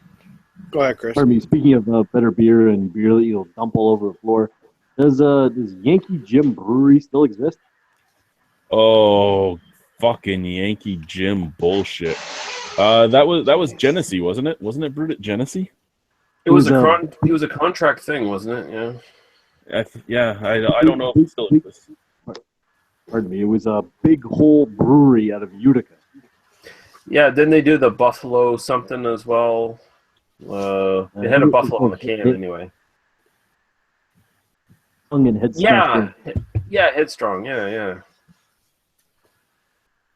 Headstrong was a horrible one too. I remember one of them being all right, but the Yankee I only had the ice ones. I had the but yeah, the Yankee Jim was garbage. That was like just an ice beer. No, there was like 6 different Yankee Jims. Oh really? Yeah. There was. We only got one, so. The Yankee Jim though was it was one of those things where I kept trying everything because I want to try everything. I mean, Bavaria. Everybody knows how much I disdain Bavaria, but Chris has sent me one that I didn't mind, and Jordan, I believe, sent me one I didn't mind. So I've had like 8 Bavarias, and there's 2 that I actually liked. Oh, and I bought the extra strong here, and it wasn't bad. I was scared of that one too. So I've had 8, and there's 3 that I didn't mind. But I mean, that's the thing. If you don't try everything, you don't find these diamonds in the rough and stuff like that. Like there are intriguing beers out there, even if they're from companies you think you hate. Yeah. Remember with unless it's Boxer. I think it was Fax. Fax had Fax Danish test box, which I found to be an absolutely remarkable beer. It was a diamond in their own self-induced rough. Yeah, Fax is I got a love-hate relationship with Fax. I love when I made my wife try the Fax Extra Strong, the 10% alcohol. The 10%, yeah. And me and Boychuk told her it tasted like cotton candy, so she ordered a can. Yeah, the rule was at Beer Club when we used to go to fucking Bugsy's that if you ordered it, you had to drink it. So she had to drink it. Rule number 1 is you never talk about Beer Club. Rule number 2 is you never talk about Beer Club. Exactly. Rule number 3, you never tell your wife it's cotton candy. Because who would believe it tastes like cotton candy? She did. As she's married to the Albino Rhino beer reviewer guy. Yeah. Hey, you're that beer reviewer guy. Did I hear that right? So tonight you had 4,000 beers? I am 22 beers away now. I think there's a comment in the question in the comment section there, Lee, about something about putting something in somebody's mouth. So we'll let Greg, when he gets back here, we'll let him answer that one. Yeah. What is the worst alcohol you guys ever put in your mouth? For me, it's Chartreuse liqueur. Geez. For me, it's Drambuie. I can't stand it. No, I hate Drambuie. It's a terrible liquor or liqueur. I'm not a fan. That is Chambord. Chambord, it just tastes like medicine. It's just disgusting. For me, it's probably a toss-up between Dr. McGillicuddy's peach schnapps or I don't know.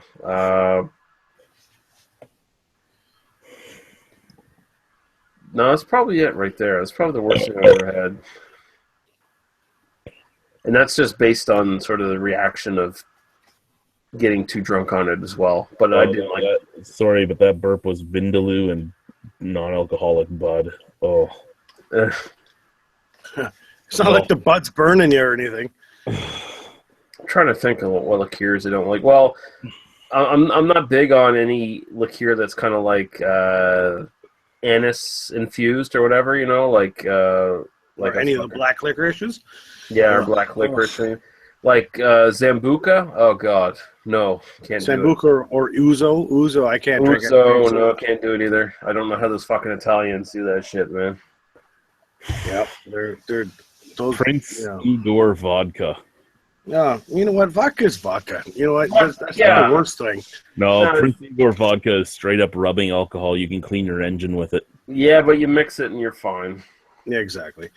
I'm talking about flavored liqueurs. I mean, well, that's not necessarily what Mr. Angus was talking about, was it, Mr. I'm going to take everything he's fucking talking about and make it my own again? He said, what is the worst alcohol you guys ever put in your mouth? That's a pretty open-ended question, dude. So for me, it was Prince Igor. Yeah, and you did it wrong, though, so we're just going to dismiss what you said. There's nothing wrong. You did it wrong. Like beer-wise, non-alcoholic beer, the worst one I ever put in my mouth was probably Coors Light alcoholic. For me, I think it was actually the Bavaria. That one was horrible too. The zero. Zero. Terrible. Absolutely. It tastes.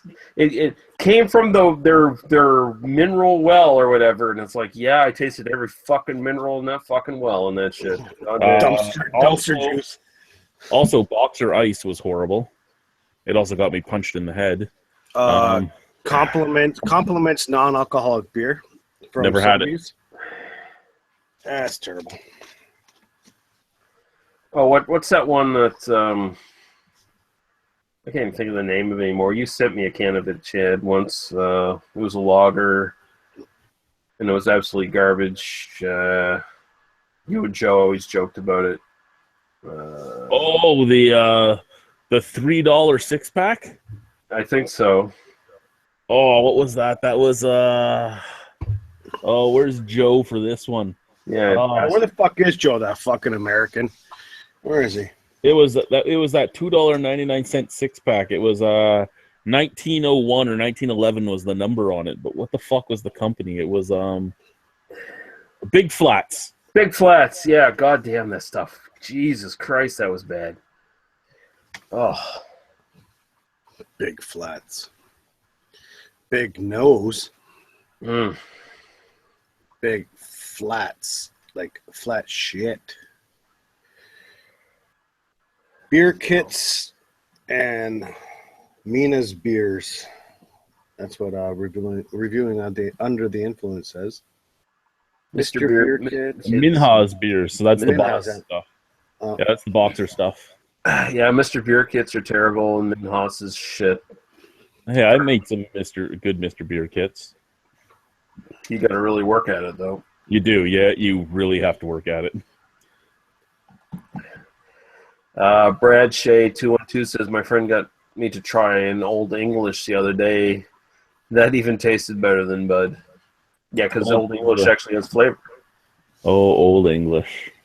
OE. It's kind of fun though. I mean, to this day, somebody's still trying Old English for the first time. Yeah. OE. There's so many malt liquors that don't even exist anymore, like Mongoose. It's not out there on the market anymore. It's getting harder and harder to find liquor. It's getting harder and harder to find Colt 45. Yeah, then you got your Anaconda malt liquor. The Anaconda malt liquor makes you go, woo! Does it now? Black Dynamite, anybody? No. Anyone? No. Makes your penis really small if you're a black person. Bueller.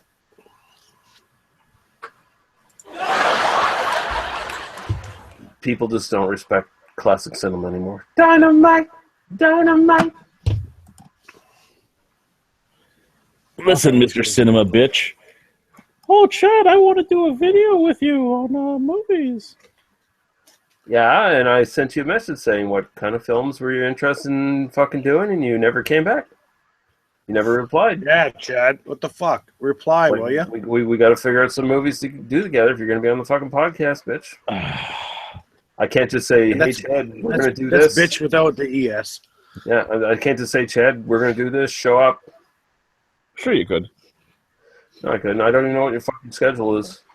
I mean, are you going to have a Friday or Saturday off in a certain week or what? Like, we got to figure this shit out, dude. Oh, he's going to have to wait till the new year for that one. Stop having a fucking life. We got our I'm not a life. I have a job. That's more of a life than I have. Apparently. I can't. The New Year's really freaking me out, man. Child number 3 is going to be there. Oh God. Way to go, dummy. Yeah. I don't sleep at all, but I'm going to have a third kid now, so I don't sleep for the next 6 years after that. I wasn't supposed to have any more kids. Yeah, I know. Well, that's everyone's fault, not just your wife's. Yeah, it's all my girlfriend's faults. They didn't open up enough. Oh shit! Where's the fucking drum? Smack and do. I'm the boring guy with the beer question. For let's say generally produced beers, are there any brewers out there, like any craft brewers, anyone that's actually making? I always say the beer is called, well, the style is called a kvass, Kvass. I know you can find like health food stores and like that, but I'm wondering, has anyone had any experience with anybody actually making an all rye, 100% rye beer? I don't think anyone in North America actually makes it. I think it's all the pretty much. only kvass you find in North America is basically Russian pop in specialty food stores. Mm. I'm making one myself. Two. Because mostly it's what Northern European countries and Eastern European countries, and it's a lot of it's exclusively sold in fucking like plastic fucking pop bottles more than fucking beer bottles or anything like that as well. Yeah, the two I had were in plastic pop bottles, but they were weird shaped plastic pop bottles. Now, the ones that you bought at like the specialty stores or whatever, were they actually alcoholic or? No, I didn't buy one. I made one myself. Yeah, no, I was asking Chad the ones that he could get. No, the ones that I bought at the food stores were not alcoholic. Yeah, because you can get both kinds, right? And I think even, I think even kids can readily buy them in some European countries, the alcoholic kinds. So, although I think the alcohol is so fucking low that it doesn't really.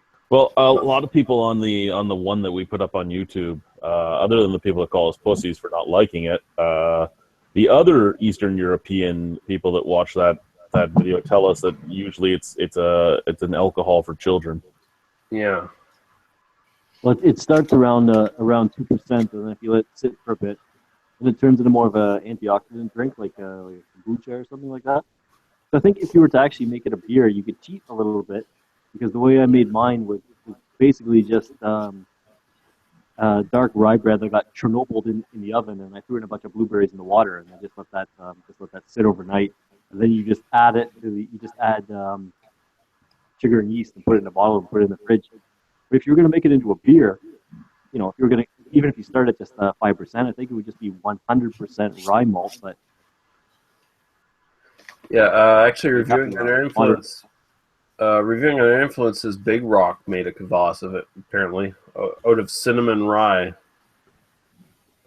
I would have been interested in trying that. Just because there's so few of them. Mm.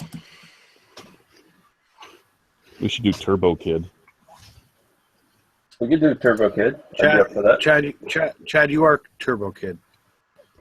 You've never even seen Turbo Kid. Yeah, I know I haven't seen it, but whatever. Or we can do Rubber. I just wanted to call you Turbo Kid. Why not? Oh, what a rush.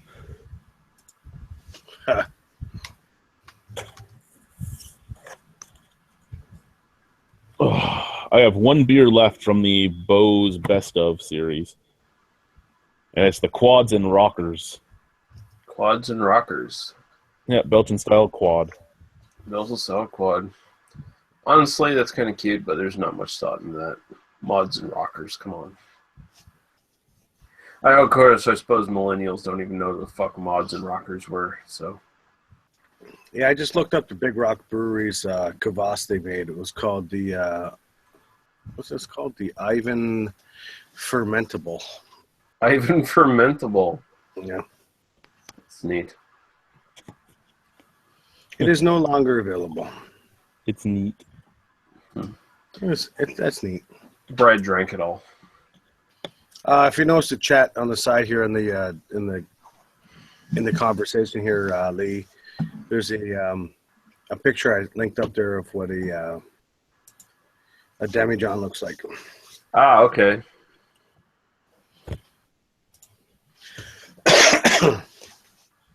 I don't care what Rhino says. It's still. It's a penis. It's a rhino penis. I don't care what Lee says. He's wrong. He's not the champ anymore. I am right. I'm still the champ. I was never defeated. You were defeated. No, I wasn't defeated. Here's the thing. That match should have been just for #1 contendership. No, I'm the commissioner. I can set up whatever matches I want. No, listen, if anything, I was just there to actually pick my own opponent. I was there to throw a monkey wrench into the competition to make sure I had the proper opponent. So, with that being said, so now it has to be Lee versus Nick. Exactly. That's what I'm saying. He should be gunning for my championship right now instead of Nick is the champion. No, he's not the champion. Sorry. He'll be defending his championship at the next trivia. No, I'm sorry. Listen. I'm sorry. Yeah, when's that going to happen, Chad? When's the next trivia? Listen, you jumped up, white bread, pale, bleached motherfucker. Who do you think you are? You think you're fucking Jack Tunney? You think you're going to tell people what to do? You sitting behind your desk and you make all these decisions? Well, I'm here in the ring fucking sweating, boy. I'm the one fighting the matches. I'm the one winning the titles. You don't tell the people who the champion is. I tell the people who the champion is, and I'm the goddamn champion, and everyone knows it. Everyone out there watching knows it. I think the only reason Lee's the champion is because it was scripted by the Rhino. What are you trying to say, Greg? Are you trying to say it's not real? I'm trying to say it's not real. I'm trying to say that this is all scripted. It's known beforehand. And that, you know what? Clearly, whoever gives the most blowjobs to the Rhino gets the trivia championship. And you know what? The week after, Nick just gave the most blowjobs. If this was 40 years ago, you'd be taken out into the parking lot and beaten to death for breaking kayfabe, boy. Oh. Won't I still be taken out to the parking lot and beaten?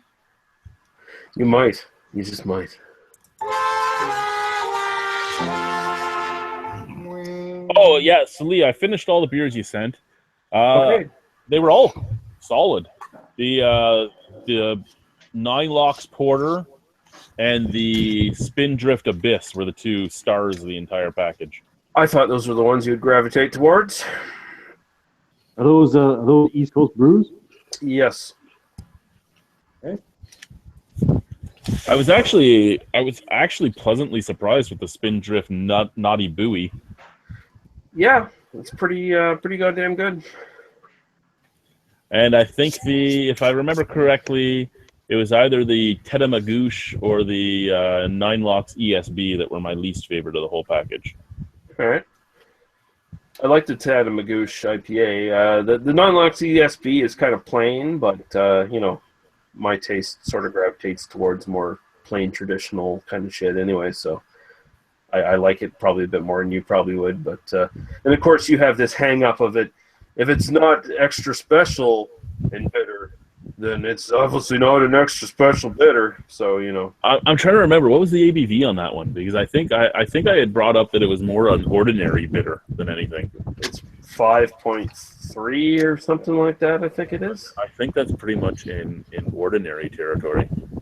That wouldn't be ordinary territory. Ordinary bitter territory would be. Yeah, you're right. It's like 4.5 to 5. Yeah, extra special bitters usually are 5. Actually, extra special bitters are usually like 5.5 and slightly above that. But yeah, whatever. Glad you enjoyed them. I'm just trying to remember what I was saying about it when I did it. Yeah, I enjoyed them all. Thank you very much. You're quite welcome, sir.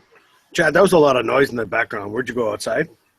Oh, I'm sitting right under my my furnace vent. Well, that's why I'm getting a lot of air coming through that fucking microphone of yours. Yeah, like my face is right under the vent right now. Nice. Are you too hot down there in the basement? Welcome to my world. Lee, was a new beer in the past? I can't remember. What's that? Lee, I can't remember in the past, in the long past. Was I ever going to send beer out your way? Did we ever discuss that? Yeah, I think we did. And Well, actually, let me check. I think actually that's in the the private message thing that YouTube really doesn't use anymore. I just gonna check that really quick. That's right. That might have dipped into my hip factor. Why I might have found it. Let's check here. Messages. I don't even know how to get to that. You have to go into your Creator Here's my Studio Texas and toothpick. Who's been playing with it? What? Touching go, what now? Chad, you go into your Creator Studio, you go into your Community, and messages should pop up, and that's the private messages stuff. Okay. Let's see. Show more. I've got private messages from Kareem, by the way. Just so you know, he's sending me private messages, guys. It's really sexy. I was talking about my Texas toothpick, Christopher. My Texas toothpick. It's what I've been opening my beer mails with. My little Texas toothpick. Actually, I don't even see those messages anymore. But yeah, I think we did talk at one point there, Chris. But whatever. I got a nice grapefruit gruit on the way, fermented with pizza dough yeast. That should get you interested.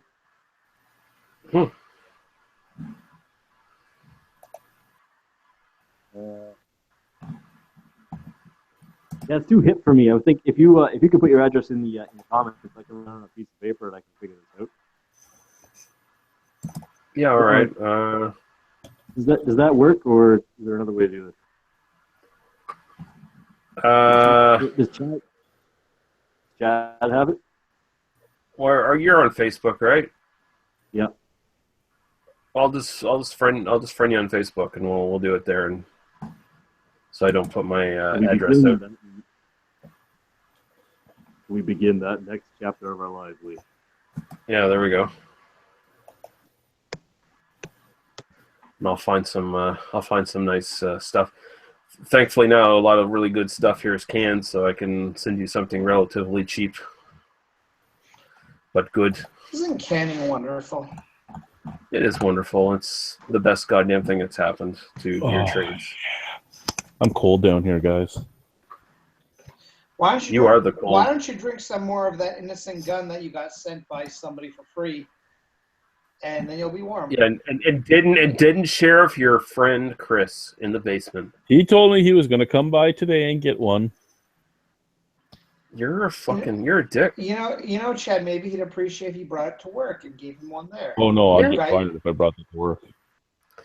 You can't bring a sealed container of alcohol to work and give it to a friend? Nope. I find that hard to believe. Actually, I don't, because you work for the government, so you're probably... Well, he's an albino, so there's different regulations involved. Oh, yes, that's right. Like, he's not allowed to drink white beer. Yeah. No, there's too much bleach in it. Too much bleach in it. And, you know, as an albino, he's technically legally a third-class citizen in Canada, so he doesn't have all the rights all of us others have. Do you want me to mail this Texas toothpick to you open like this inside a bottle of beer? I won't open it. You wouldn't know it's there. I'll know it's coming. I'll be like, oh, here's a package from Chad. Throw that in the bin.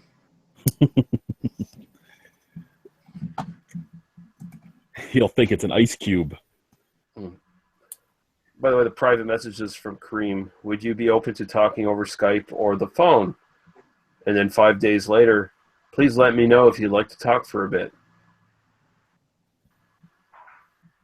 Why the fuck would I want to talk with this douchebag? I'm pretty sure Lee doesn't want to talk to him. Oh, I'm kind of thinking not. I'm hoping he gets the fucking clue. Although I do find it cute that he's like apologized for Chris Peters.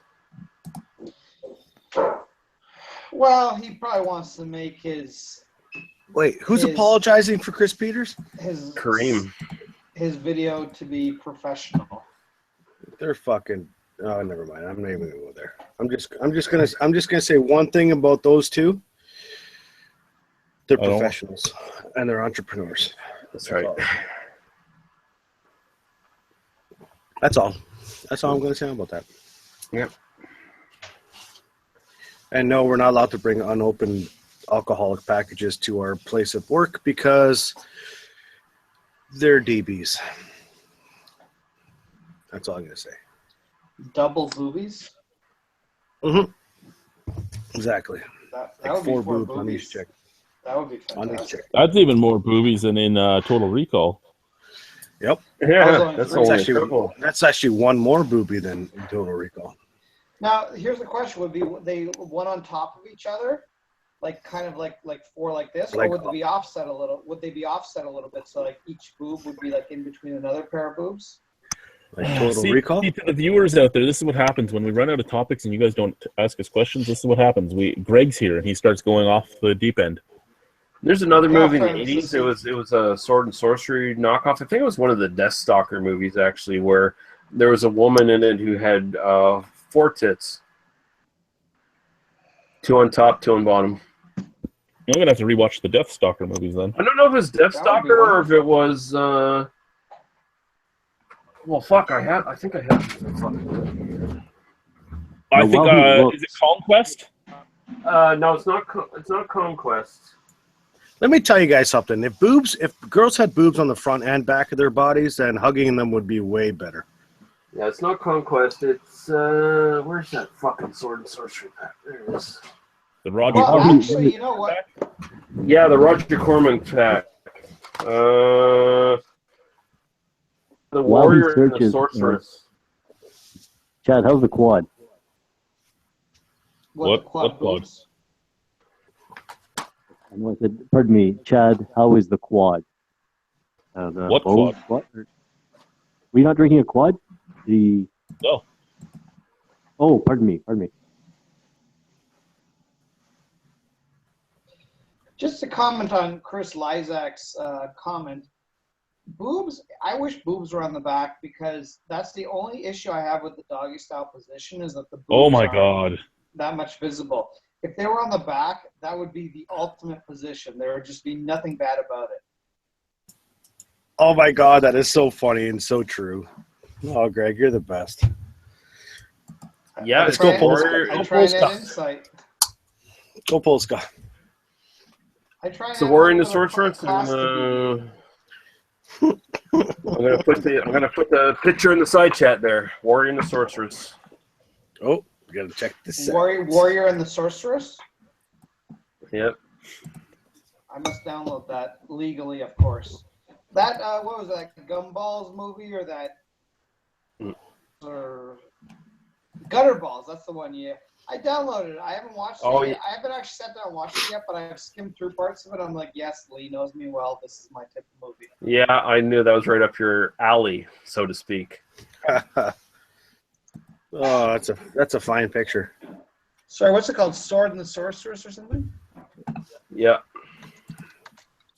The Warrior and the Sorcerer. Oh, Or the warrior and the sorceress. Yeah. You lied to me, Lee. You lied to me through song. You convinced me it was something different. I know. I have that effect on people. It's got David Carradine in it as well. Oh, you know, there's gonna be some choking in it. Going to be a little bit of autoerotic asphyxiation. Yeah. Actually, I haven't made a comment. I don't know if I haven't made a comment. I don't know if I'll remember to or not. But I quite enjoyed your last episode, mainly since it was 2 movies that I quite enjoyed. Both with Tom Atkins, who's my '80s horror movie crush. Oh, thank you, sir. I can't help but notice, Greg, that you're going on an airplane flight with the pillow on your neck. No, this is not. Thank you. I'm glad somebody knows. This is not a pillow. This is a magic bag. I have a sore neck right now, so you put this in the microwave, and you put it on your neck, and it makes your neck feel better. And now I feel better. I'm like an old man. I need to have my hot water bottles under my armpits. Where would you buy one of these magic bags that you're currently wearing around your neck? It's I from buy between them. the legs. I buy them at Walmart. I must go to Walmart tomorrow. Which they don't actually sell walls there. Just FYI.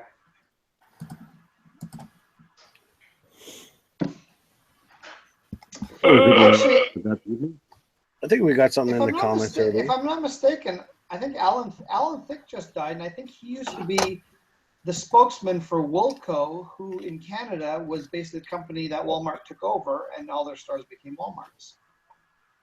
If I'm not mistaken, I might be wrong. Walmart took over I Kmart. think I'm not. Yeah. No, Walmart took over Woolco. Well, they may have taken over both, but there used to be a store called Woolco. Yes. They all became Walmarts. Yeah, And I think Alan Thicke used to be the spokesman for them. I just remember him as the lame-ass dad in Growing Pains. I just remember him as. Never mind, I can't say it while we're online. Yeah, you can. He's a dick that was a dick to Hey, you. Chad, did you ever meet Alan Thicke? Yep. What was he like? He was a douchebag. Fair enough. And you're glad he's dead. No, I'm never glad somebody's dead unless they're somebody I fully think is evil. He was just a douchebag. I'm glad he's dead. Chad's happy he's dead. Fuck Alan Thicke. Name this episode. Name this episode. No, I only know Alan Thicke one dead. other celebrity that I think is a bigger douchebag than Alan Thicke that I've personally met. What's his last name? Is that the guy from Mellencamp. I was going to say, is it the guy from Moxie Fruvis? His last name is Mellencamp. No, I John don't know. Mellencamp. I turned that thing on like an hour ago and it just showed up. Yeah, I did. Because I thought this was some kind of a fucking gang. Seriously. Now I got to figure out how to turn it off because I closed that thing. Click on the same thing. Listen, I think we're all in agreement that we're glad that Alan Thicke is dead, rotten to hell, because he spawned that fucking stupid son of his with his bullshit music and Blurred lines. in his bitch ass, cuck ass fucking lifestyle. And he also was part of fucking Growing Pains, who spawned Kirk Cameron, who went on to become a religious nut and did the Left Behind films before Nicolas Cage took it mainstream. In all fairness, that Robin Thicke video made at least a few ladies I know horny. So there is some benefit to it. You know what's coming, right?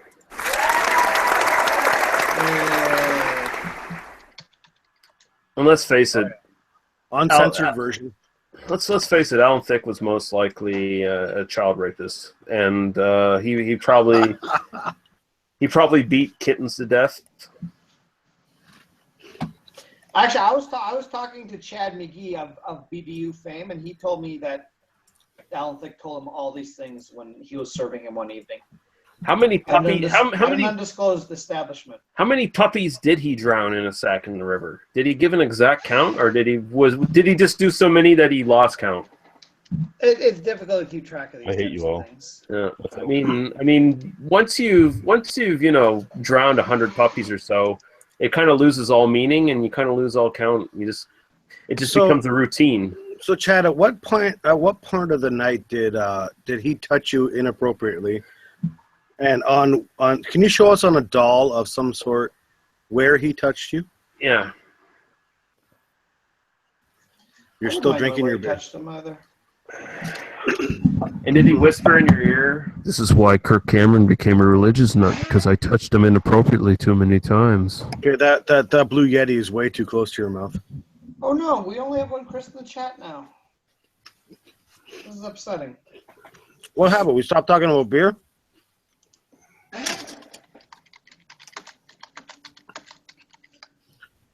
So I find it hard to believe that anyone could find us unprofessional.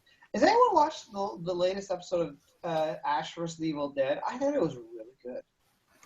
I'm about two or three episodes behind right now. I've never watched it.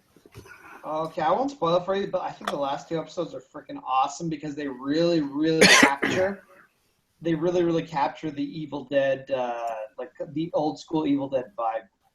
Good. Nice. I bought season 1. I found it at Walmart for $11, and I'm like, I can't say no to that. Yeah, that's a good. Well, this isn't a spoiler since you're already that far, but like, I fucking love that. Not only did Ash's sister come back as a Deadite, they used the original actress from the original movie. How fucking awesome was that? Yeah. It's like that is. They know what they're doing. They know what they're doing with that show, man. They know what they're doing. I just finished watching You know- Westworld. I've heard it's good, although I have not. I've only watched part of the first episode. I'm gonna probably download it all and marathon it legally, of course. Yes, of course. Yeah. There's no such thing as illegal on this channel. No, it's the only way to do it. Damn right. Has anyone watched The Walking Dead this season? Yep. Nope. Yeah, it's like Walking Dead usually. It's hit and miss. Although I did find the mid-season finale was actually pretty decent. Yeah, where they are now, though, comic-wise, the series should be good for the next 2 seasons. Yes, because now they're actually, well, spoilers for Walking Dead. Now's the point where Rick actually gets his balls back, and they're actually going to do something against Negan, as opposed to him just literally just taking Negan's dick up his throat the whole time. I'm glad they didn't make that whole thing take like a year, like it does in the comics. Yeah, they should have killed the baby. They're going to kill a baby. Don't worry, the baby's going to die. The baby already died in the comic book, so the baby's living on borrowed time at this point. Yep, the baby's going to die. No, basically, I predict that now they're going to have basically the comic books as this section is going to be called All Out War, where they're going to go to war against Negan. I think they're going to conclude that. Actually, it's called Rise Up. This season. I believe the second half of the season is called Rise Up. I don't know about the season. I just know the comic book was called All Out War. At this point, this is where they actually did special, because normally their sections in the comic are 6 episodes each, but this was a 12-episode section where they went to war against Negan, and it's actually really, really good. But then said that the character who plays Negan is coming back next season. Spoilers, yes, that's because he doesn't actually die in the comic books. He gets defeated, but he comes back. And that's what they're going to follow. They're following the comic books at this point, which is good, because the comic books are much better than the show was up until... Like, every time the show goes off on its own tangents, that's when it's not good. Chris F. Gray says, that's it for me, lads. I'm going to work on the mic some more. Glad the show was still going. See ya, buddy. Cheers, sir. Yeah, we're still going. Yeah, good, sir. We're talking about all kinds of stuff. It was nice having the good Chris on here. Dead baby. What the fuck? Oh, whoa. What the Whoa. Wait a minute. You know how long he's been shade. waiting for that? Because we have the good Greg come in from Ireland every once in a while. Yeah. Only a natural progression, I guess. Please, if there is another chat out there, please come out here. I don't care if you fucking have a lisp and you can't spell your own mother's name. We will still say you are the better Chad. You can be a half retard and you'll still be better than the Chad we got. We have to bring another Lee in then. No, we don't need to do that. And another Nick. And another We have West Coast We Nick. just need one Nick at this point. Uh-huh. No, we have West Coast Nick. Literally, we'll take Yeah, we any got Nick you can offer. what beer booze Canadian review, whatever his channel is. I can't remember. BoozeReviews.ca. Yeah, that's one. BoozeReviews.ca. Yeah. Yeah. Like, comment, and subscribe. I mean, we could have a third Chris on here. I'm just saying. Whenever I get a video with my son, he says that at the end of every video. Don't forget to like, comment, and subscribe. Yes, he's Good. smart. He's trying to make you some money. Thank God you're not fucking monetized. Yeah. Fuck, I thought you were going to say that your son is saying, like, let's get a third Chris on here. I could find Chris is a very popular name. I'm sure I could find a third Chris. I'm about to mute you, Chad, because get away from the vent. Jesus. No. No. I don't want to. I like the vent. I will walk closer to the vent. I will shove orifices into the vent. Nah. And why vent not? is my friend. Who doesn't want to stick The orifices vent will in become something? part of me. At one point I'm gonna stick the ectopic camera into the vent. Jesus Hey, Christ. I think we got a question from Angus Wangus early. I like Angus. Okay, let's see. Do we? After my next trip to the LCBO, I want to do beer alchemy of Black Coal Stout plus Walkerville Easy Stout. What do you think? I think go for it, my friend. Go for it. Do whatever makes you happy. I think if you want to mix that, go ahead. But the game with beer alchemy is really to find two differing styles and mix them together and see what ends up happening. Yeah. I just want to make a point to say that Vincent is here, and well, Vincent is definitely a radar. Yes. Mhm. How's it going? What movie did you see tonight? Arrival. Was it good? It was not bad. Yeah, good. Actually? Don't spoil it because I want to see it. It was Heard am good going- things. Yes. Yep, I it am was pretty going good. to see Star Wars at 12:15 on Friday evening. So technically, It's gonna be packed, man. no. Better but get there early. See, I like to. I hate people, so I pay extra for VIP seating, so we get our own leather seats where nobody will be beside us, and they'll Damn serve us right. alcohol if we'd like. Yeah, we don't have that here. Shit. I think I need to go up to Toronto where Greg is and go there. Actually, Seaway Mall just introduced their reclining private leather seating in the Seaway Mall now, so I'm going to have to start going there in Welland instead of the Niagara Falls fucking cinema. Yeah, go to Welland for your movies. Listen, I went to I would. VIP seating. I took Agnes out for her birthday for to go see 50 Shades of Grey, and That movie sucked. Didn't surprise me. It did, but whatever. It was out for her birthday, and there were already a couple practically fucking fornicate in the theater because you got the twin leather seats, but you got the thing you can put up that they can kind of they can kind of get at each other, and yeah, they were already having their fun together before the movie had started. I read the first third of that book, and my God, that's a terrible fucking book. I can't imagine the movie's any But better. for some reason, any girls between 14 and 22 loved it. Yeah, the ones who've never had sex, apparently. That means there's a lot of people, then. Jeez. Because Wait, this is totally normal for a rich guy to just want to abuse me. That's okay. I mean, I'm not into BDSM and shit, but I do know enough of it to know that the shit that is in that book is so fucking bland and banal that actual people who are into that shit just kind of laugh at that book as it's just kind of weak sauce. So, Well, that book was just supposed to be Twilight fan fiction. yeah, really. Daddy, we're going to bed. Okay. Okay. You got told, sir. You got told. You got chirped. Yep. Daddy, we're going to bed. Turn off your internet.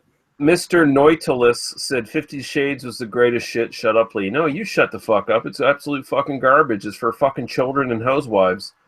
I do know shit, and you don't know crap. Lee, you don't know shit. Lee, I kind of like this guy. He seems to be calling you out on your bullshit. Yeah, this guy's kind of a fucking piece of garbage. He needs to shut the fuck up. Or maybe, yeah, both just like something different. Maybe he really likes that book and you don't. Yeah, if he does, he has no taste. That's the difference. Oh, maybe he he's doesn't. enjoying it. Unfortunately, I'm going to have to agree with Lee here. Why, unfortunately? Why are you reluctant to agree with me right there? I thought Everybody's reluctant to agree with you. No, because I wasn't asking you, you albino bitch.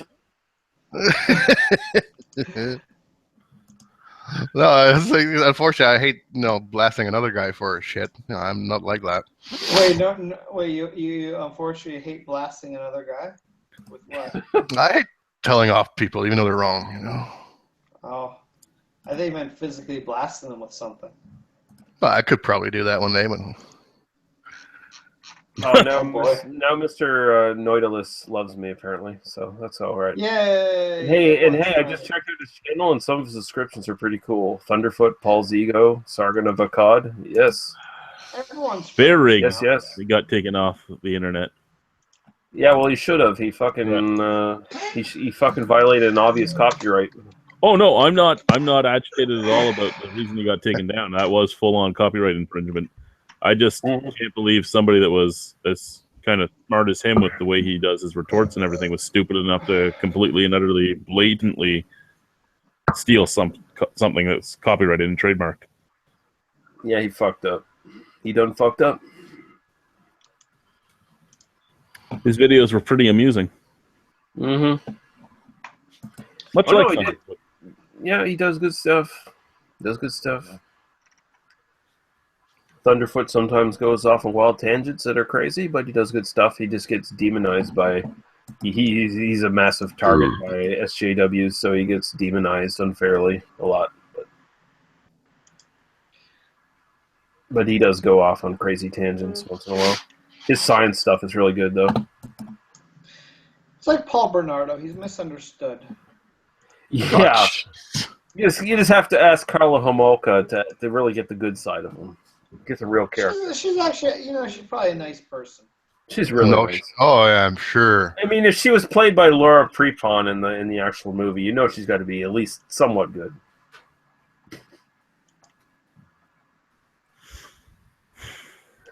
Yeah. My God, I can't believe that fucking bitch is free. Holy fuck. Oh, fuck me too. Chad, this is what you get for leaving us online for this long. She should be hunted down and killed. Just saying. I think it's time to go offline, everybody. No! Murder everybody! Then again, offering your sister or husband, not necessarily a bad deal.